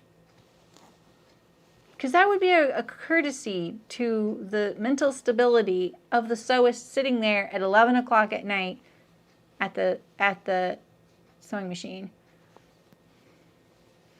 Yeah, exactly, Josie. But it is really thick. You probably can't tell. And my lining is so lightweight. So this canvas with the binding there, like the difference between this and this is kind of stark. Oh, I just don't think I have them right here, Genevieve. I am going to. If you want me to, I will. I got my loop. I need to iron it. Let's just pull it out. See, the thing is, I don't want to compare my pieces because I've altered them, and I don't feel like that would give Cashmerette a fair shake, you know? So let's see if I can find them. Where's the envelope? We could look at a different size even. What the heck? Oh, here it is. Jeez Louise, there's hardly anything in there, and it's like a mess. All right.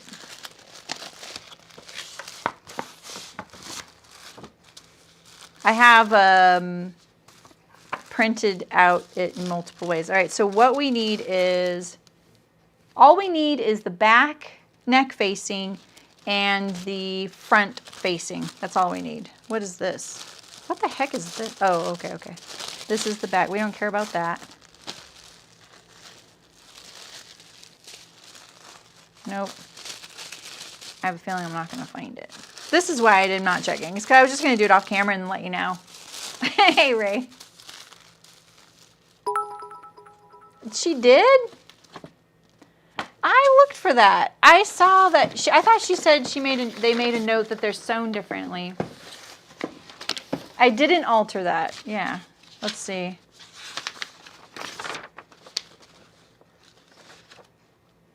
Mafia is like my guardian angel on this because she says things like, "Oh, the pattern it's this." She always says it at these clutch moments. I love it.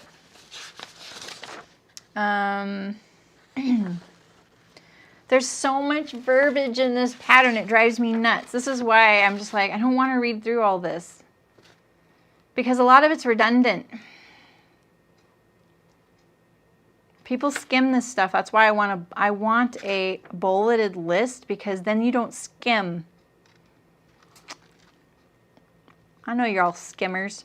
Or you're analyzing it to the nth degree. Thank you, Ray. It says,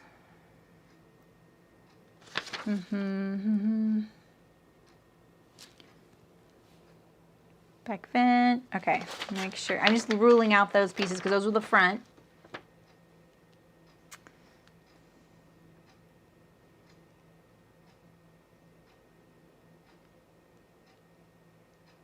Okay, pin back, pin top with wrong side facing on right side. Note for clarity, bias tape will not be shown in subsequent steps. Pin lining back to lining fronts shoulders. Sew trim seam. Okay. Pin lining back to lining fronts lungs. It does not say they're not going to match. It's a lot of words. Yeah, right? Yeah, you study them like a book, which can also kind of make you start reinterpreting or interpreting things a little differently. Bullets. Okay, so now let's keep looking through pattern pieces. I don't want to look through these pieces because they're, you know, it's like a lot of pieces. And I think there was only one set of those. So this is why I think I have to print out the PDF, because we can see if I've altered those pieces. Let's see.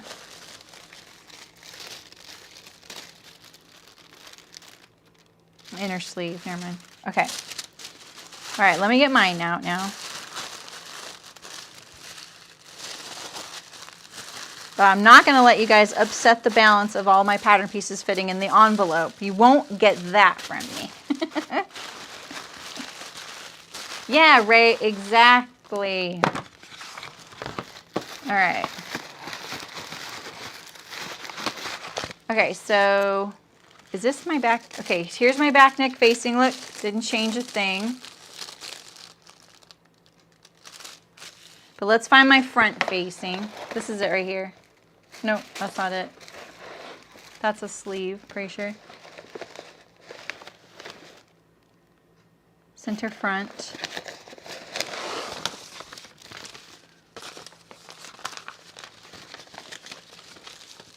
Side front. My well-loved pieces. These are backs, right? Back linings. Side front lining. Side front. Those are PDFs so I could compare earlier. Because I did that. I would print them out again. This is sleeve. No, yeah. Inner sleeve.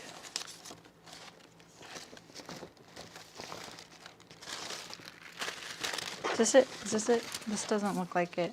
Yeah, this is it. Okay, I got it.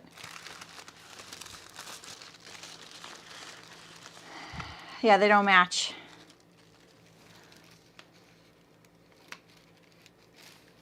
Unless I cut the wrong line right here.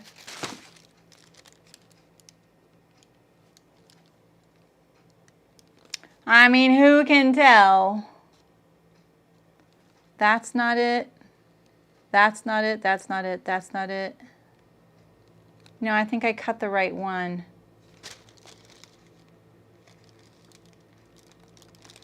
I mean, there's a chance maybe I did the wrong line right here, but my line looks like, where's that pattern piece? Is this it right here? This is it. Okay, let's get rid of all these. You read that? Yeah, I know, Barbara. I have 150 patterns though.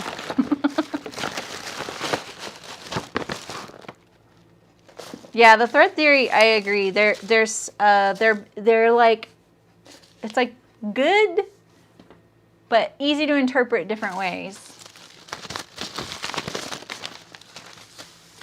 Okay, so my line that I cut on looks like this. It's a long line and a short dash. Okay, long line, short dash. And you can see, like, there it is, long line, short dash. So I don't see it in all of these right here, so I'm assuming that that was the one I did. So yeah, you guys, I think that it doesn't match. And maybe Mafio's right, there's a note in the instructions that says that. But look at that. This is exactly how much I'm off, 3/8. I feel a little vindicated. But I don't think, I honestly don't think that's going to make any of you feel good. If I did cut the wrong line, Josie, if I did cut the wrong line, it would have only made it wider. It would have made it wider. Wait, it would have made it narrower.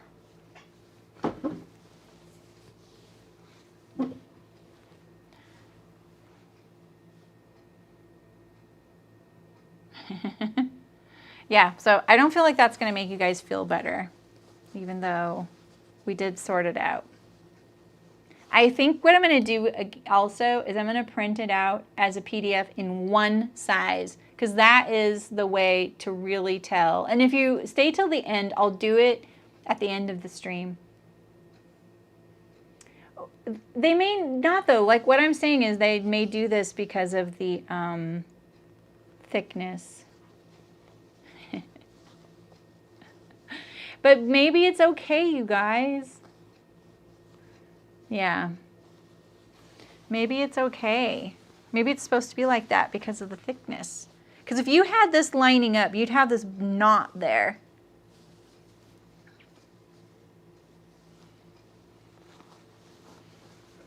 I don't think I made you guys feel better. I feel like all I did was irritate you guys. Like, now you're like, gosh darn it, I'm writing an angry letter. See you, Terry. Where's my sleeves? There they are.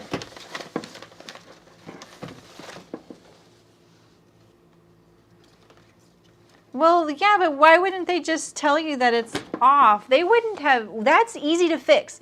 Here's the deal, you guys. if it's supposed to be that way, they should just say it, right?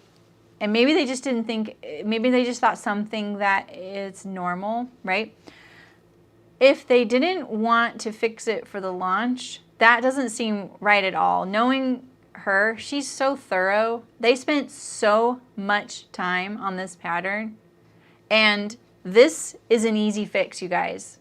Of all the things to fix in this entire blazer, like I keep telling you, it's not mechanical to the jacket. It's just decorative, right? So if you change this line to be here or here or here, nothing else changes and it doesn't affect the sewing of anything else. It's just laid flat and top stitched on. So if anything, bumping that line out is literally one of the only things you could say is a 5-minute fix. So I'm gonna iron this. So I can put my loop on. And then we're gonna put the sleeves on. And then I'm gonna print out PDFs because we'll make sure, I'll print it out in like one size. That way we know, even if I cut the wrong size, I can't do that if I just print out one.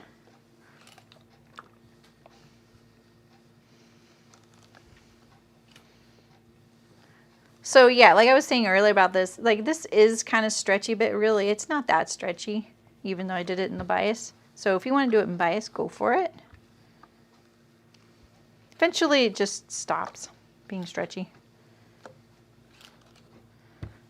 It's not going to affect anything else, so it's okay. You guys are so awesome.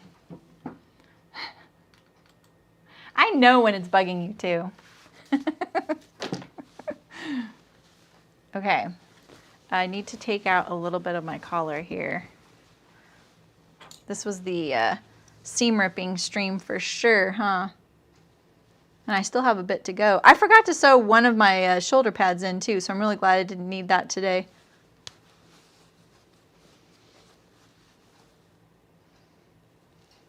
Okay.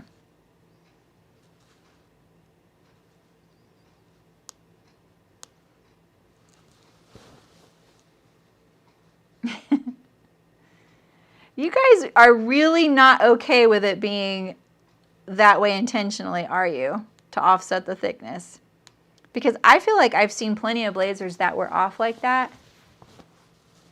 I know, right, Elizabeth? It was so suspicious. I was like, I knew. I knew they were just like, you just don't want to fix it. I mean, I might. I don't know. All right, so let's see. If I do, I'd have to take out all this. So it's not that appealing. I usually like to just do this like in a little box around my label like this. Sometimes I'll even like hug it close, like a little frame. I think it looks kind of cute, and it just gives it, you can't even tell it's a loop too. But I will tell you, when I do it this way, you'll notice that, so here's the long piece right here. I'm folding it like this, and then I'm folding it like this. These folds are not the same. So if you wanted them to be the same, you'd have to fold this one under. And when I do that, I find that the binding kind of torques and acts a little funky there. I can probably beat it into submission and it'll be fine.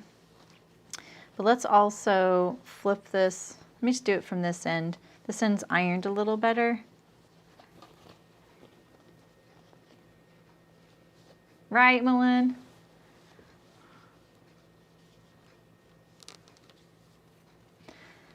Yeah, but you know, not everybody has to Instagram it, but like I do. And if I don't show the inside, you all know why. You know me, I don't really care what people think though. I'll just show it.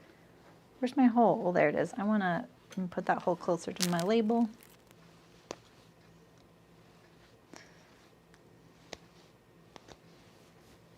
Maybe we can ask Cashmerette once and for all.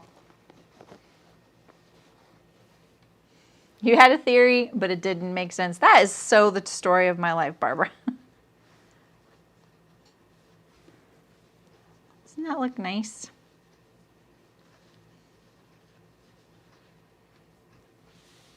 Yeah. What I like about this too is I get a really big loop. Because, man, don't you hate it when they're like, you're like, ooh, it has a loop, and then it goes on none of your hooks? All right, so let's stitch this down.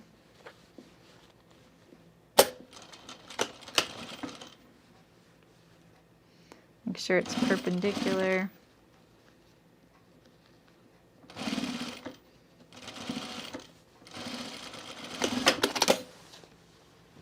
There we go.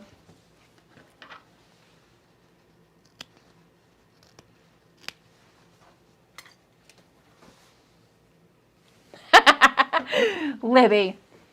Everybody, I just want you to know that Libby had a really nice exchange on her Instagram post yesterday with no other than Kenneth D. King about her blazer. I have to brag for you, Libby. You had the king himself.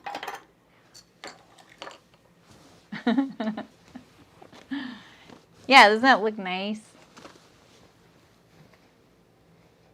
Look at, I'll just do this so you will never see it again. You'll never see the shoulders again. Okay, so where are we at? We're at sleeves. Let me change my thread real quick. That was pretty cool. I was really glad I saw that because I had seen your post earlier, but I couldn't comment on it at the time, and so I didn't like it, so that Instagram would keep reminding me that someone tagged me in a post. Or no, I didn't get tagged in your post, and I didn't like it because I wanted to be able to see it again. And so when I finally was able to, I was like, ooh, look at that. He helped her out. Ooh, I do have a bobbin. There really is a sewing fairy.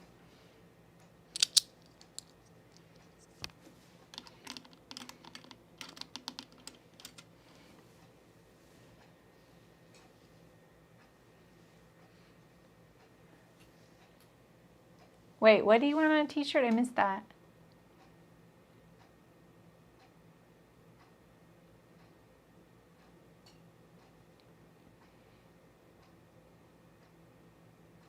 Oh, really, Len? Uh-oh.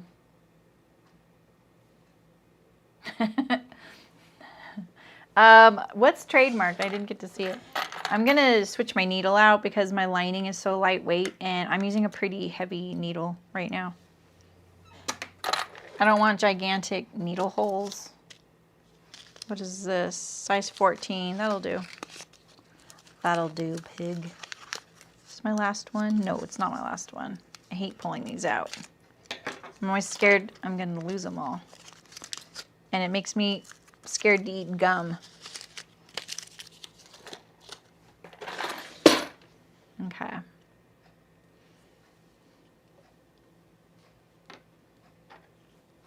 It does match up. Maybe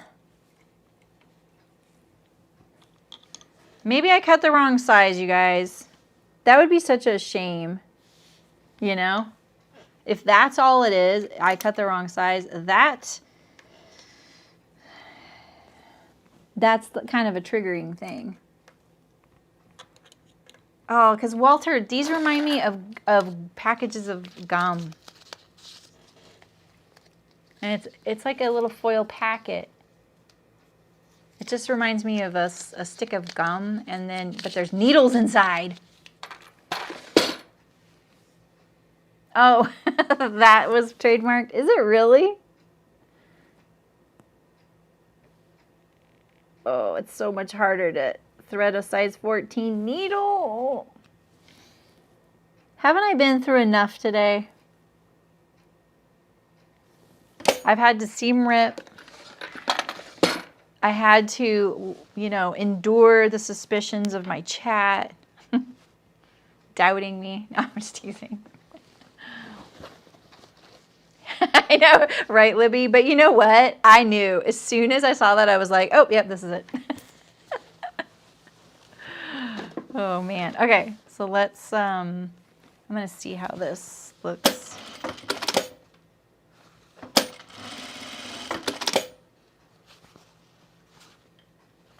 Okay. All right, so we have I'm using this really lightweight sleeve lining. which is slicker than snot. All right, so we have this one. I'm gonna make sure I have a left and a right, so I'm just gonna be kind of methodical about this. I'm gonna flip this one over here. And because I don't have a right and a wrong side to this. Okay, so we're gonna sew these right sides together.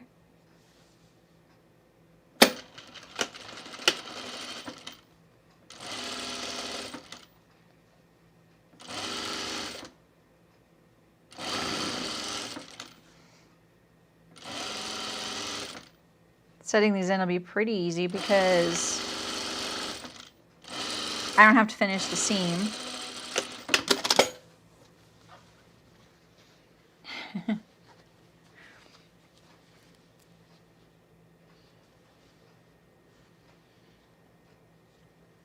I think it's funny because you gotta think like when you, why did I break a thread just now?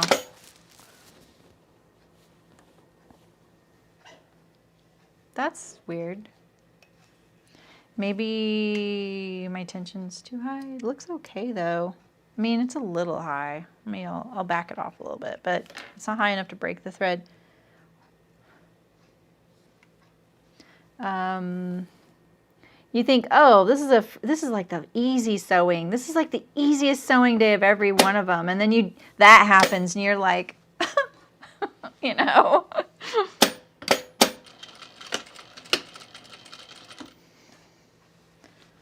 So my machine was not calibrated to sew fabrics like this.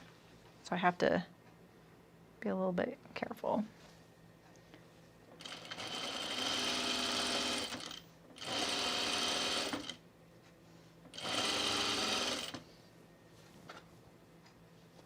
It looks good. The stitches look good.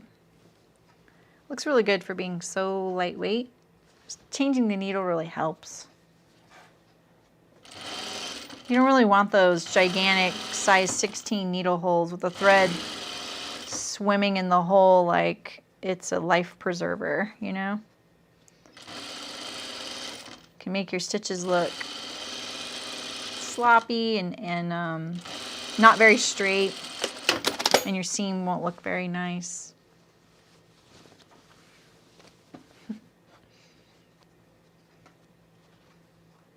Maybe this was too big of a sewing day. Well, I think if I wouldn't have had that trouble, this wouldn't have been such a big sewing day. So next week is like a big one because we attach the lining to the jacket. It's gonna be fine.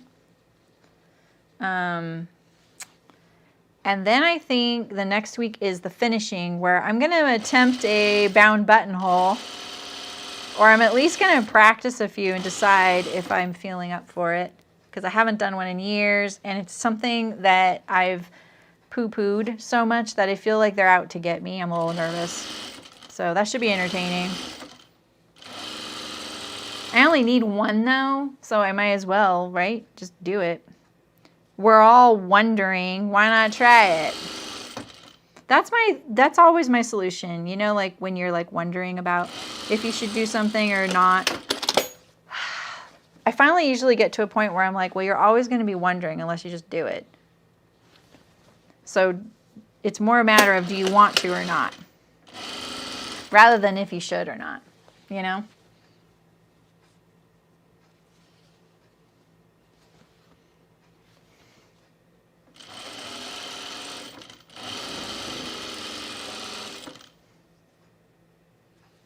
Okay. All right, that went together really nicely. Let's put an easing stitch in here. Wait, did I just go like that? No, I want to go that way. Okay.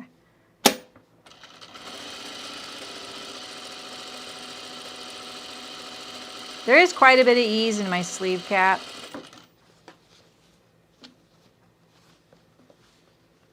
Probably could press this first, but being that it's like a synthetic, I'm not really that eager to press it. Oh, really, Libby? Oh.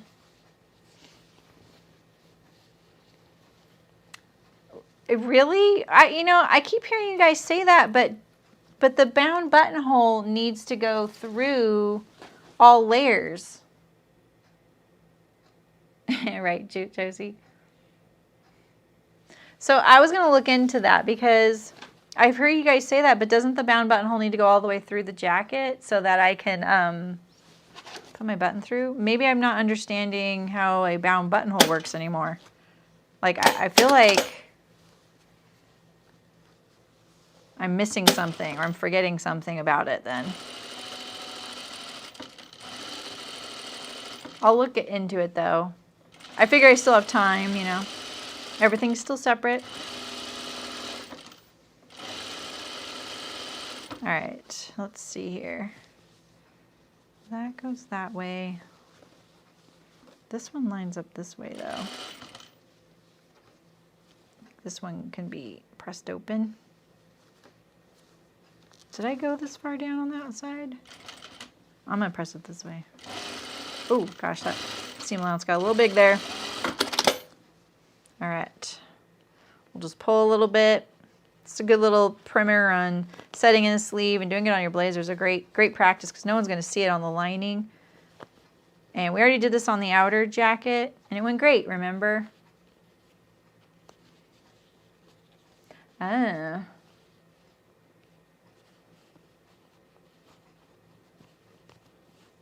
Oh, I see, I see. Okay.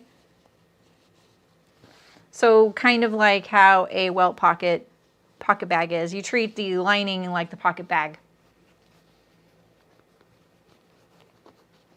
Yeah, good point. Good point, you guys. Thank you. You guys are all tryhards. Your bound buttonhole business. No, I'm just teasing. This is me, you guys. I really do. I'm always like, I'll sew anything. I tell that to people all the time. But when it comes to like wedding dresses, formal wear, anything like that, I'm like, do I have to? I just don't like it. I really don't like the nerves attached to it because the person you're usually sewing for is kind of a basket case because it's like an event they're going to. So that's why I don't like sewing that stuff. I don't mind the fabric so much. They're not my favorite, but whatever. But I feel like bound buttonholes are kind of in that camp. I'm like, why do I really need a bound buttonhole? Yeah.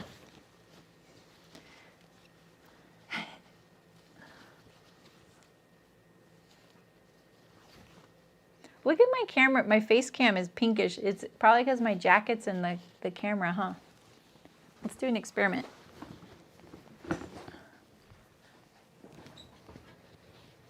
Yeah, it's cooler now, huh? Isn't that funny? Camera really hates that stuff.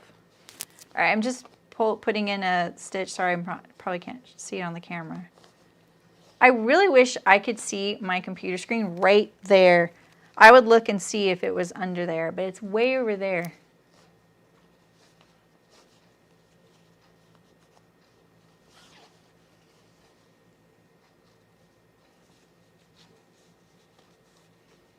So I just pull enough to make it taut.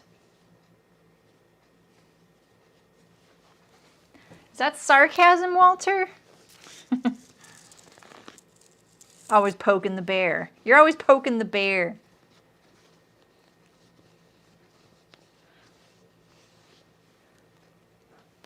Oh, Libby, stop it. Well, that buttonhole attachment's for this machine. Don't most men's have the keyhole style?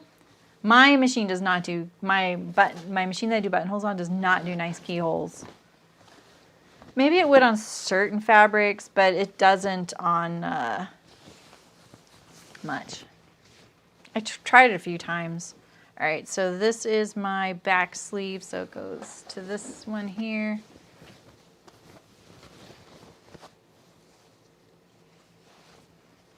All right, that notch goes to your underarm seam here. I haven't been ironing enough, I apologize. The crisp linen is so crispy.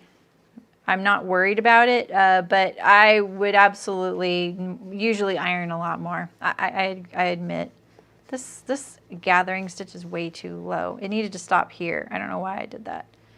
In fact, what I'm going to do is I'm going to pull this out right here, just so it relaxes a little bit. You don't want gathers down there. You only want them in your cap. Okay.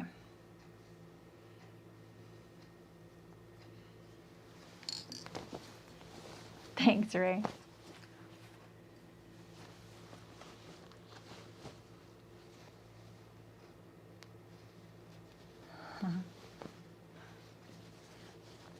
Walter's just poking the bear, Elizabeth. Don't fall for it.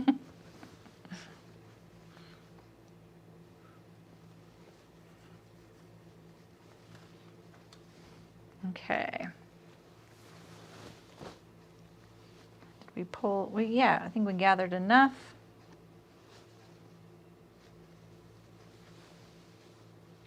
Didn't these seams sew to the,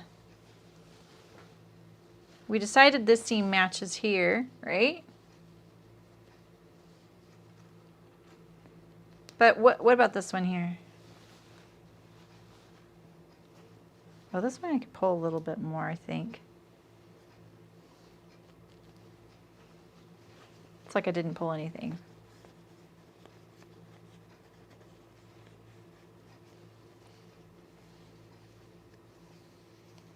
Okay. Right? That doesn't go up there, right? Let's look at the blazer. Oh yeah, yeah, okay. It's only on the back that it matches.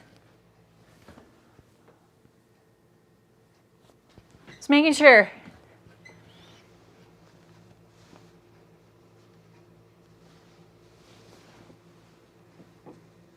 Half-inch seam.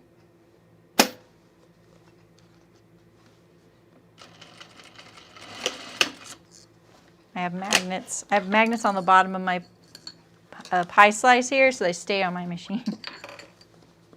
It's great. It's still kind of bulky. The pin cushion, that is. All right.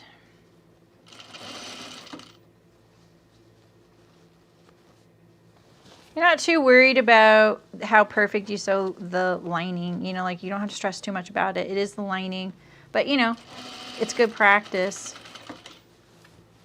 Stop falling off my table, please. And remember, you want most of your gathers to the top of the cap, or, you know, like in that full part of the cap right up there, because that's what's going to give you the most comfort when you're wearing it.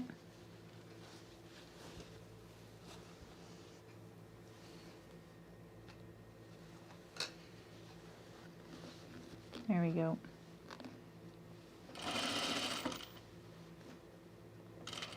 I'm just sewing just to the left of my easing stitch, like up against it.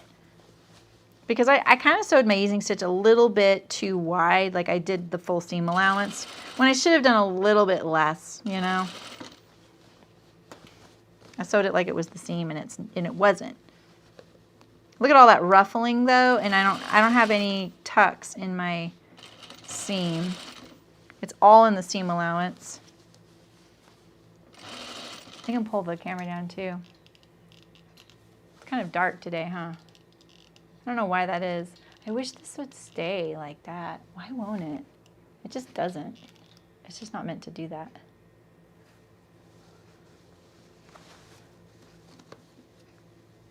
So this is the top of the sleeve, so I'm at the shoulder seam right now. So just to the left of that easing stitch.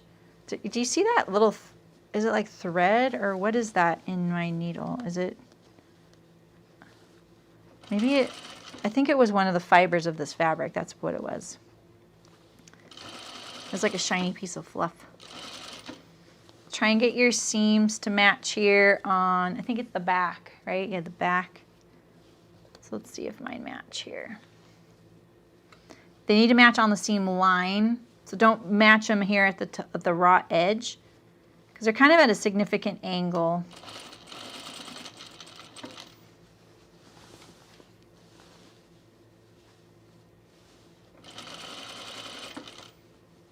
want this thread. I don't want this thread, I don't want to stitch through that thread I pulled. So I'm just pulling it to the seam allowance. All right, now we're back at the beginning. Have a nice, you know, smooth transition right here too at the base. You want a nice round curve, right? All right, we can pull this thread now. And it'll even release more because of that. Where's this one? I feel like I might have sewn through that one.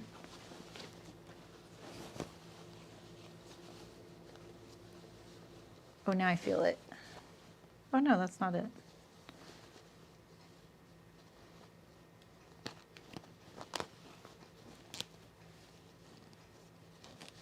You don't have to remove your easing stitch. I just think it will be even more relaxed in there. So you can see all that ruffling I have. This is my, I can't find this gathering stitch. Where is it? I'm going to remove it.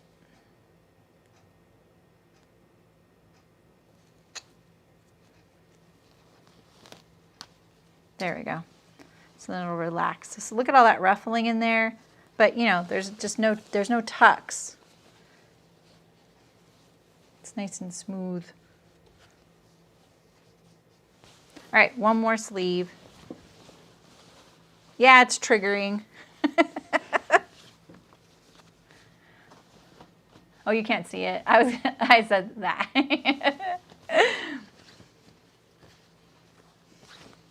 The project that broke my chat. Nah. You guys are made of hardier stuff. You having trouble setting up your serger, Terry? Oh, just chip away at it. I unboxed mine live, and there were a couple of things I couldn't figure out. And then once I wasn't on camera and I was looking at it, I was like, oh, okay. But it was really hard to find videos about it. And the one I did, I kind of argued a little bit with a lady older than me, which was, I was trying not to be disrespectful, but it was really annoying. I was like, why did you do this in your video? It's wrong. It wasn't wrong, but she didn't show actually what was going on, and I know why. And I was like, that is not helpful. I was really irritated. I was like, it's all cool, but you know, come on. Help a sewist out here. All right, the underarm seam is here. And their response was like, well, you could just look up the videos on their website. And I was like, no, the thing is, that's why I'm here, because they don't show anything, and you said you would.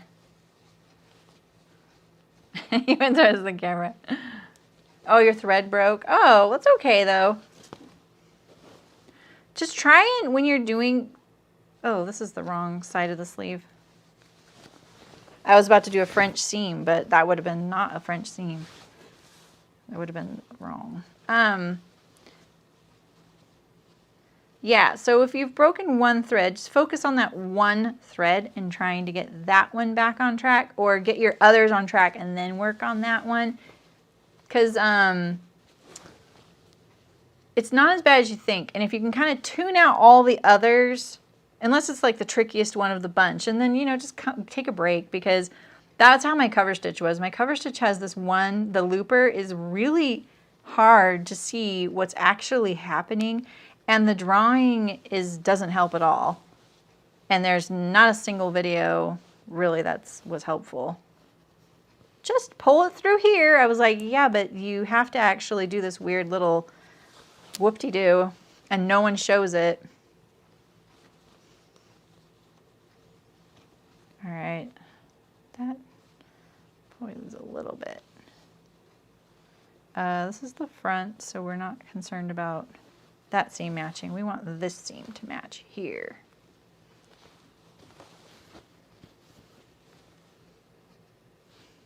Yeah, see, that's when, like, you really wish someone had a video, right, Ray? I mean, because then it'd be just so helpful. Why is this one? Why are you doing that? Why you gotta be like that?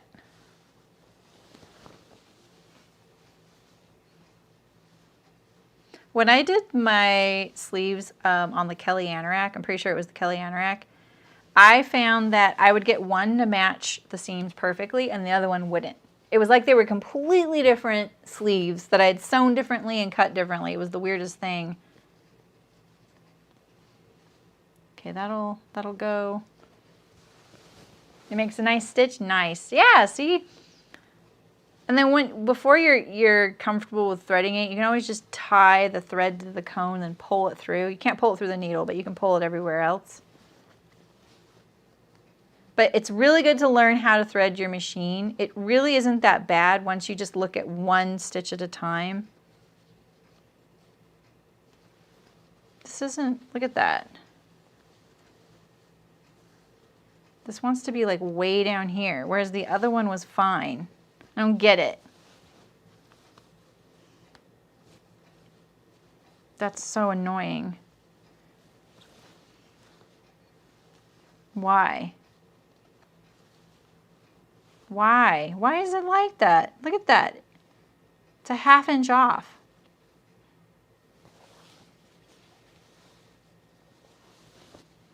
Oh, really, Terry? You can't find it.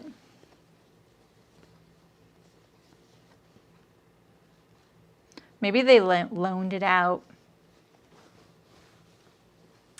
Okay, if this is my cap, I don't understand why that seam's not matching right there. Same piece, same sleeve. Okay, I'm just not gonna worry about it.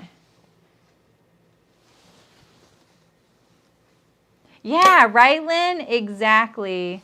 No, Libby, I was very methodical. No, I was very, and the back notches are lining up. It's just that seam isn't.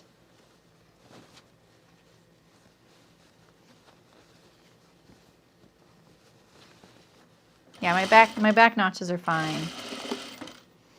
I was like, when I pulled them apart, I like flipped each one and went like this. So I had 2 sleeves because there's no right and wrong side to this fabric, and I knew that was a danger. Plus 2-piece sleeves in general, you know. Maybe it's gonna be fine now. Let's see. I mean, yeah, I guess I could make it match.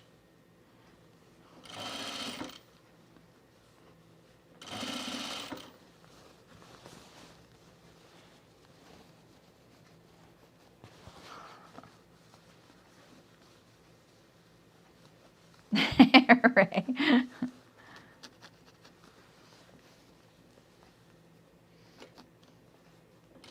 I can't do that. I can't just buy another one when I can't find something. It'll become my life's mission to find the missing thing, whatever it is.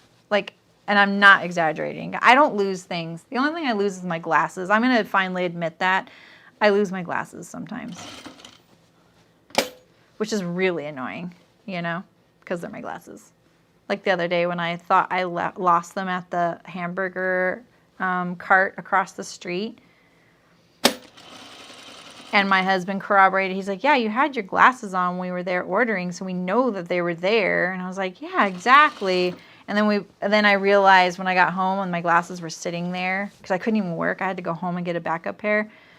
And they were sitting in the bathroom, and it was because I had my sunglasses on. And my sunglasses, you guys, look like sunglasses, and they're blue. Like, they're not even my glasses, but they're the exact same frames. I have the same frames. I just have a different color, and I have them tinted.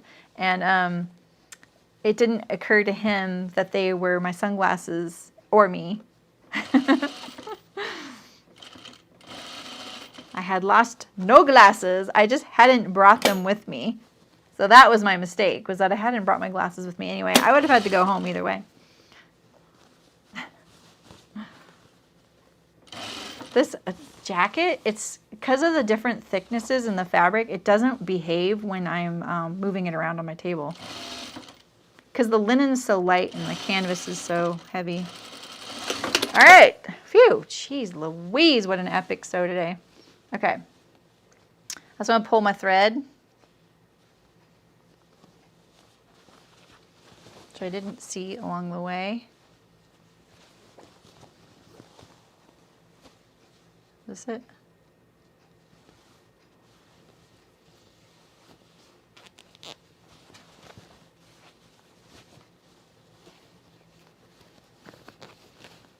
Oh, I've had a Conso. What a great machine that was.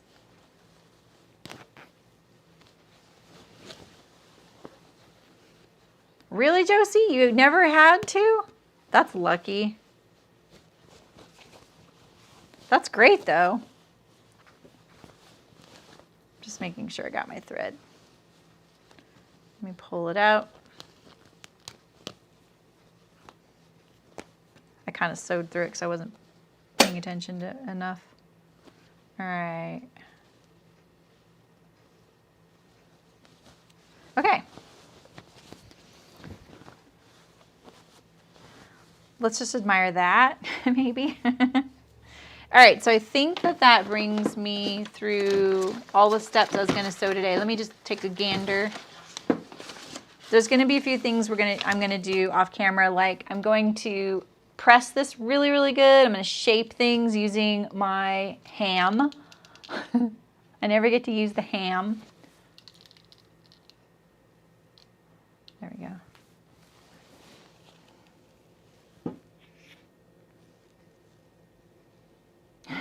Yeah, Lynn, right? Yours is still in the box. Do you guys want to Zoom with your serger sometime? Do you want like a Zoom empowerment, a serger empowerment thing? Bonjour, Florent. And it'll sew fire hose. The Conso, I bet. Oh, you have a Conso blind stitch? The blind stitch is really fun. I was just looking for a buttonhole machine last night. All right, so I'm going to press the seam allowance open on the neck seam where the collar is, and I'm going to shape it like shape these seams with the ham, like the bust, the like side front and stuff. You know? Yeah, I think we should have like a serger empowerment Zoom sometime. And we could all do things that make us nervous, and we just need like some moral support and maybe some guidance and help. Because I think if we crowdsource the encouragement, it helps.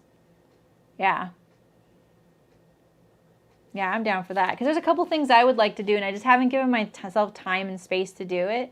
And I don't want to just do it kind of like I would normally just throw it together, and then it wouldn't go well.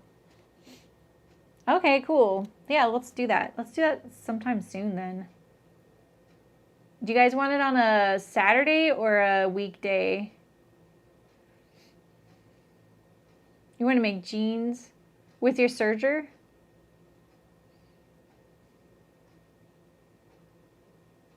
That's interesting. I like that because denim is really thready. Like it really can benefit from being serged. But you know, some jeans are like flat filled. And I like that because a lot of people get sergers for knits. Looks like the Discord logo. This one here. The little face. Hey, Penny. Serger empowerment Zoom. All right, well, yeah, we'll do that. Okay, I like that idea. All right,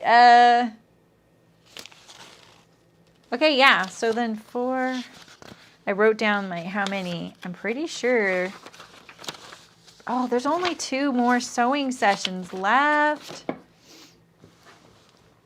right, yeah, so I'm gonna spend some time pressing all this seams, I'm gonna get rid of some of these threads here. Sew my other shoulder pad onto the jacket.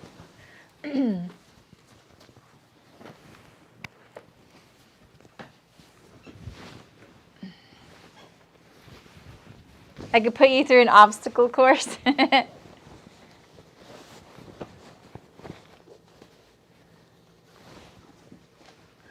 Let's just see how it's all looking, right?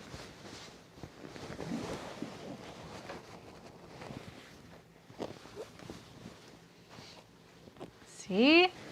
Look at that. Ooh. Ah. Okay.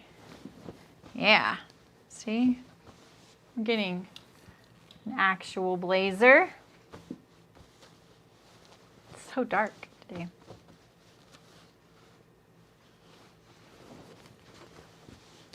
Okay.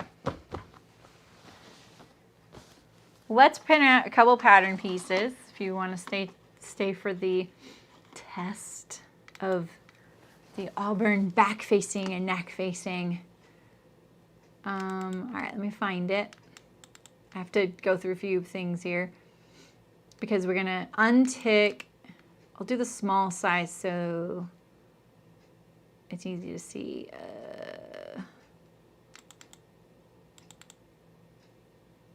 Okay, so, oh, and I need to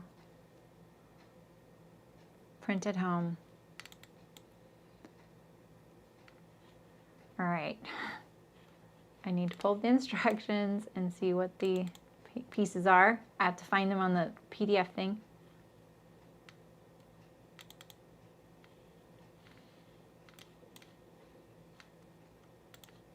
Just a second.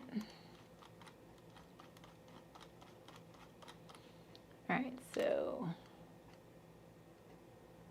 okay, so I need pages. Oh, they don't have it by page number. I need C5, C6. Okay, I gotta write this down.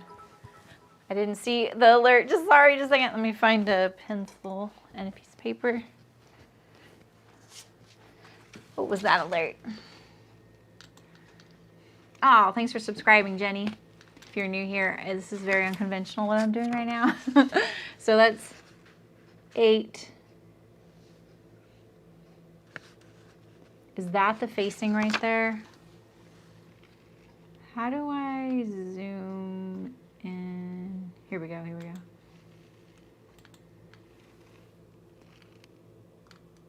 Is that the facing? Oh no, this is the main fabric. So yeah, so these are both on the same thing. So I need page 1, 2, 1 and 2, 8, 16, that's 24, 23, 22, 21, 29, and 30. All right, wish me luck here. Okay, so we're going to uncheck all these sizes so we can just see one size.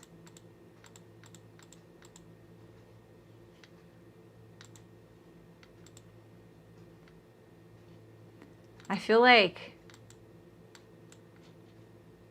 I'm scared. I'm scared what we're gonna learn. All right, we need 1, 2, 21, 22, 23. Wait, I already say 21? 1, 2, 21, 22, 23, 29, 30, 31. Okay, let's look and see if that's what we're getting.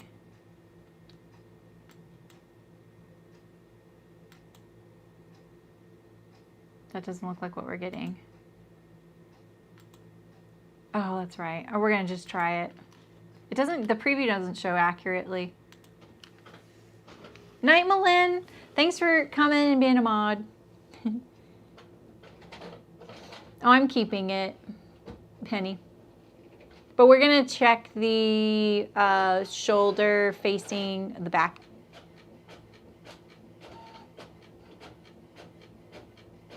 Oh, really, Barbara?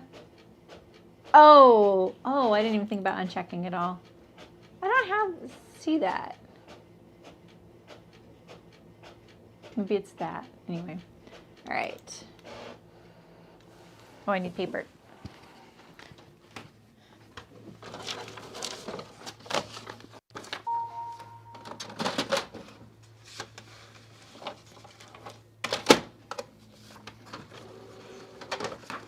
E1, E2.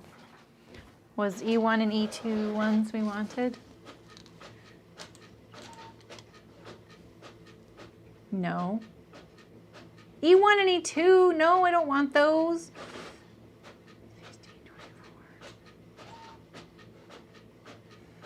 I don't think I got what I needed. Dang it. Why aren't they done by page numbers?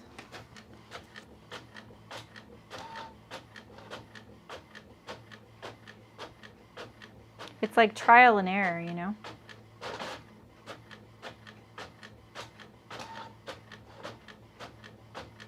This has got to be almost done. Let's see.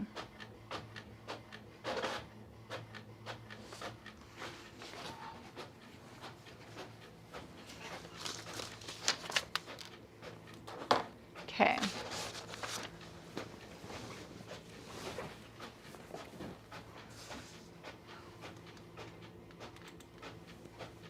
All right, let's see here.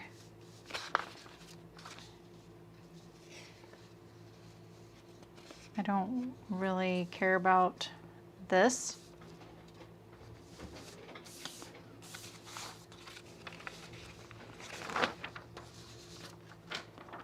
Are these pieces? There's a list, but it's not by page. So I want page 1 and 2, which is A1, A2. Okay, I got A1. And I got A2. Okay, so that's...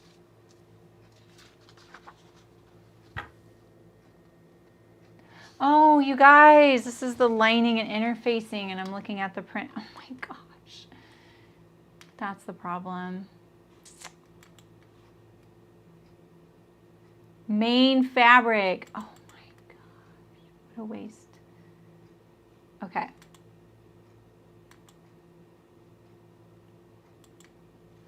No. Sorry, guys. Don't feel free to not stick around for this. I'm gonna, oh, I wanted that. Okay, wait a second. I want you, and I want main fabric, print at home, CD. There we go. Okay. Get rid of you.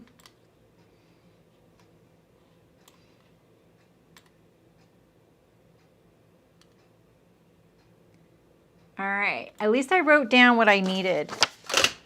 So we can just print this again. All right.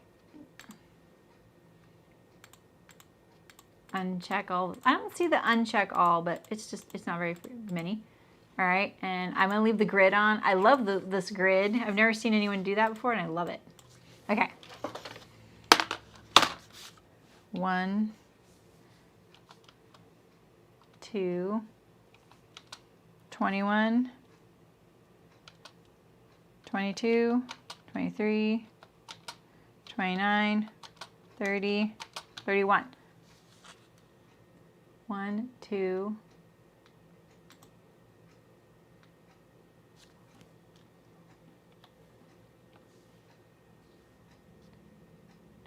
3, 29, 30, 31. All right.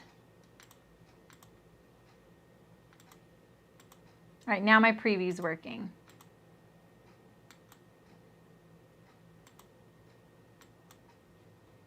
What's this one here?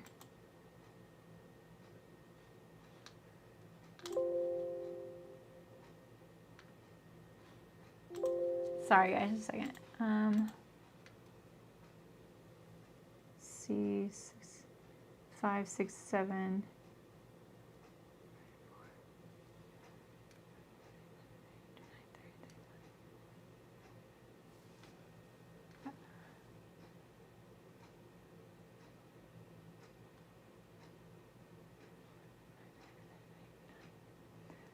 31.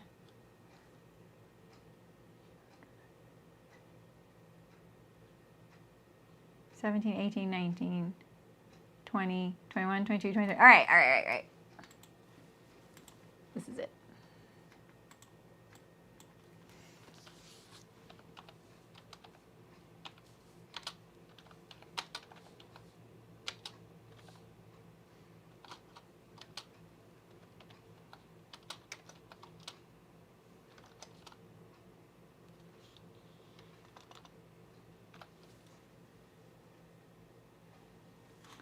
This is it.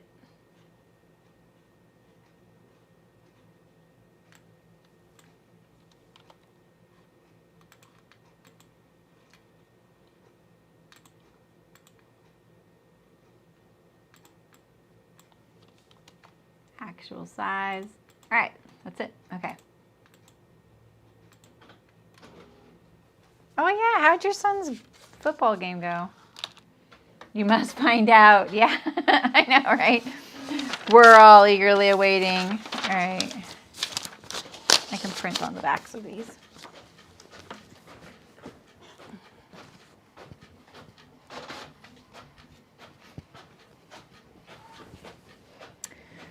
What do you guys think? Let's do a poll.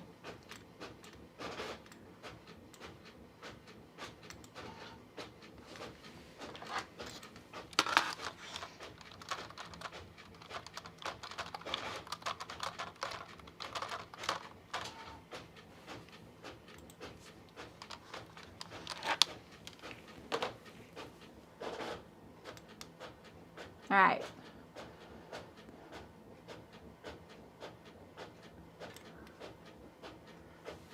You have till I need more paper. You have time.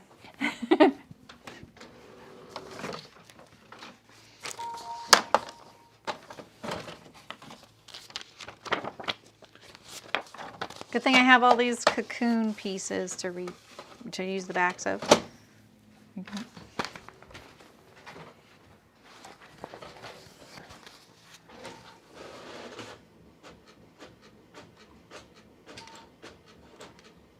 Oh, you guys are savage. You don't think it's correct. Oh my gosh.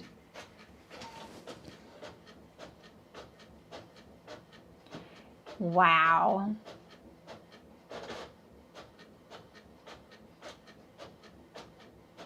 I don't know what I think.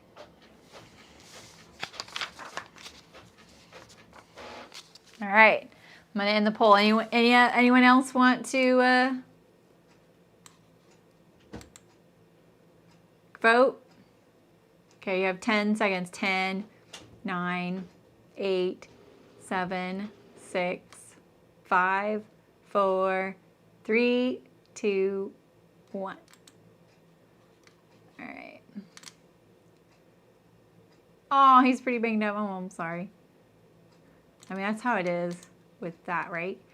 Let's see. 8 votes, that's all that voted. Dang, you guys. Out of 44 people? Well, I don't think you're so savage now. Okay. Let's put these together. I need some tape. I should just go to the pattern table, but my pattern table is covered right now. All right.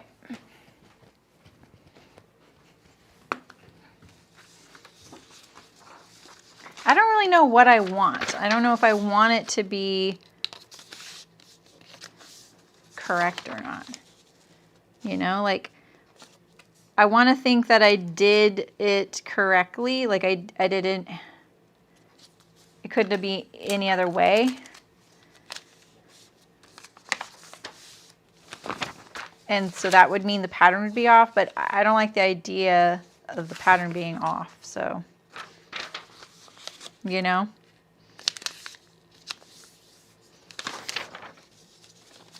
Or maybe the pattern is correct and it's supposed to be off. Like, you know, I feel like there's a couple of options there. This isn't normally how I tape a pattern together, but I'm not really in my normal space here.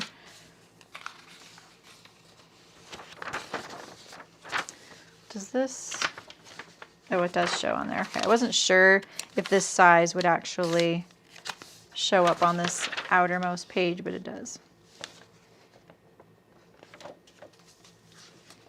I didn't print the size I cut out, so it's a different dashed line, just so you know. All right. And then we just need, I don't know what, was this supposed to be here? Oh yeah, okay, wow.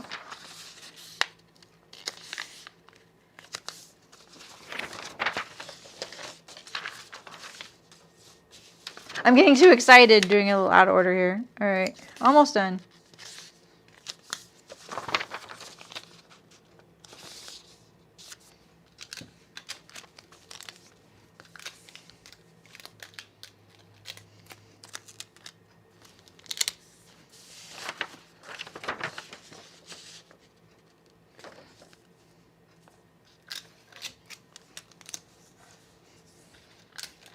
I'm not going to give it any chance to rotate.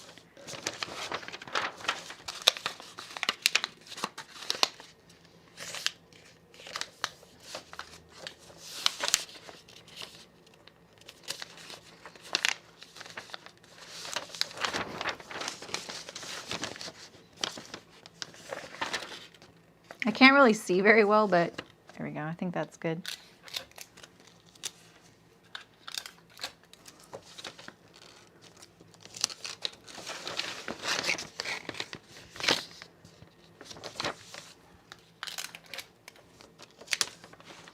All right, moment of truth.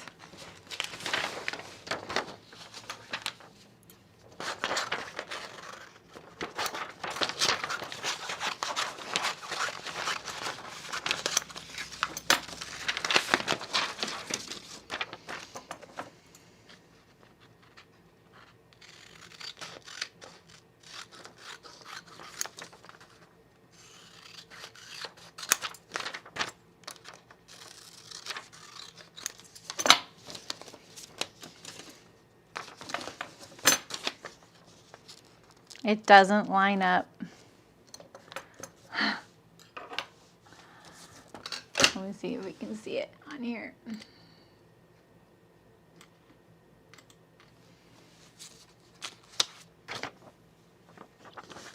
I like Scotch tape because I can see it. So I'm gonna, oh, the poll was in the chat. You didn't see it? It was at the top of the chat.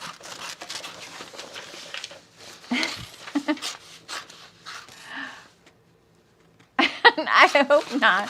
Do you guys see the results of the poll?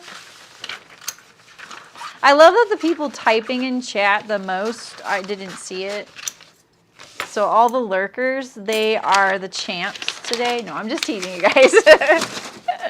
It's totally fine. All right, so here it is.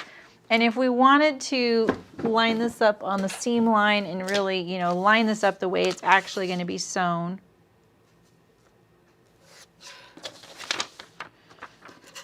We're going to put 1 inch on here. Right, so this would line up. Yeah, it doesn't line up.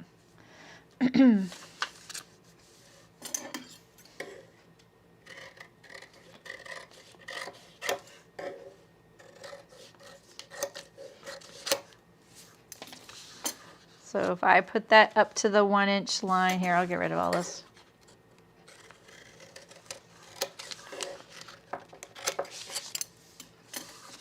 So if I line this up, put that to the 1 inch line, line up my 1/2 inch at the neckline there, that's how much it's off. Exactly how much I sewed it.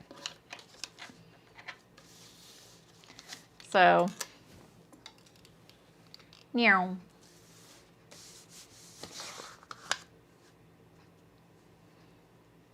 I'm sad. I mean, I'm glad that I didn't do anything wrong.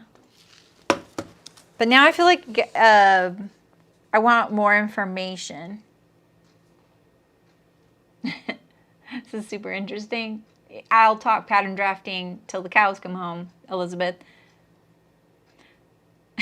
Sam Dollar's like, well, well. Oh, man. So, I'm going to look at the blog. If you guys want to sit here for a few more minutes, you can. You don't have to. Close all tabs. Okay. There is a sew-along, Auburn Blazer sew-along on their blog. And maybe that there's photos there. I'm really going up to bat for them, aren't I? Assemble the back, assemble the insert the sleeves, some front and back lining. There it is. Okay. So here's the. I'll put a link to where I'm looking.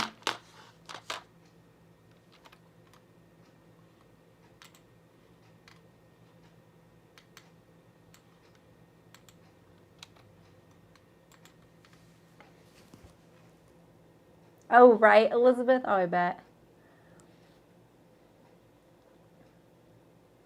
Yeah, exactly. I think you're saying it perfect, Mafio. Oh, Elizabeth. Thanks. I'm in the process of creating a class that it's going to take me a while. That's why I'm not really talking a whole lot about it. But I actually got some really good encouragement from one of my Patreon groups. And and it's going to be probably different than most sewing classes because it's going to be more about getting what you want out of your sewing, you know? So trying to explain that right now while I look at this is probably not going to be a good idea. But so let's see here. Sew those shoulders together, Cashmerette. Come on. Oof, this is so many pictures. Ah, next time we'll put them together. Okay. It's the next post. Dang it. Complete the lining. Day 7.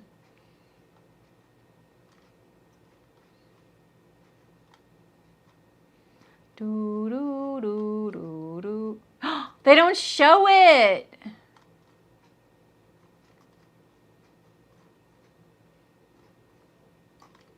Let me read.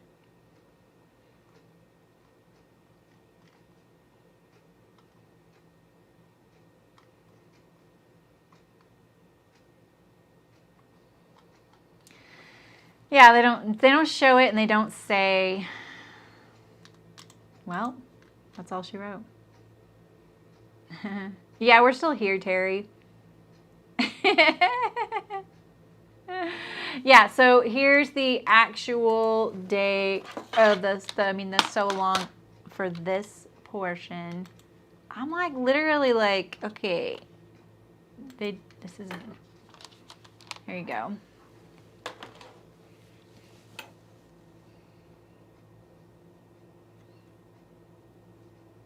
I don't know what to say. Stop looking at me. No. Yeah, I mean, I think like it's a good question. I'm going to assume it's a bulk thing because I know they've sewn a ton of these and they just didn't think to mention it, but it is kind of crazy because I know that that's triggering for so many people. A good proportion of people who knit and sew are very precision oriented and math oriented, and so, and it's part of the reason that, and this is my unofficial study, but I have been in both worlds for so long. It's not my fault, Sam Dollar, do my best. I know that it's a soothing craft. Both crafts are very soothing for that kind of brain. I used to be a perfectionist, and I'm just not anymore. I think I am in a weird way, and on weird things, not what you'd think. So I kind of let it go because I started kind of embracing that everything is perfect the way it is. that's just kind of one of my philosophies, and it has nothing to do with sewing, so that I won't really bore you the details with. Yeah, the shoulders work. It's only this piece. So if you don't like this and you haven't sewn yours, all you need to do is, you know, line up your pieces right on the seam line. Remember, you got to like make sure it's lined up on the seam, and then just extend this line out, blend it in here on both sides. That's all you got to do. But it will make it very bulky there. If you're not doing piping, I would totally recommend doing this. If you're not doing piping at all, you're not going to have as much bulk right there, but it does add a bit. So I don't know what to do to soothe you guys. But you know what, you guys? This is going to be so helpful for so many people that are like wondering what they're doing wrong, and they're not. So we're gonna talk a lot about it on Instagram. Well, not a lot. I'm gonna mention it on Instagram. So, and just say this is okay. It's not that it's okay. It's that this is what happens. I don't know what to say. I'm gonna go. I'm hungry. All right, you guys. Yeah, Elizabeth, you're an architect. Exactly. Of course it does. You know, did it match better when I was pushing the piping the wrong direction? Because then we could have like, the secrets of the facing. Maybe. Well, I'm sorry, guys. You're on the, nice, Ray. You're already on the Soothe team. Okay, good. Bye, Walter. All right, well, next week I'm going to be sewing my new pattern, the Cocoon, and it's a little bag, great for knitting, quick to sew. If you're a patron tier 2 and above, you get all my patterns for free, and you just use that code in the last post, and you can get it. And then there's a discount code for the first tier, and on the newsletter list as well. So, all right, you guys. Well, we learned a lot today. I don't know what to say. I'm sorry. I'm sorry. I'm sorry that's how it is. Maybe I'll fix it. I don't know. It's a lot of seam ripping. All right, you guys. I'll see you guys soon. See you guys Wednesday. It'll be a lot easier. I know that pattern drafter really well because it's me. It's going to be fine. So, all right, you guys. Take care. Have a good weekend. And then my October schedule's up too, so bye.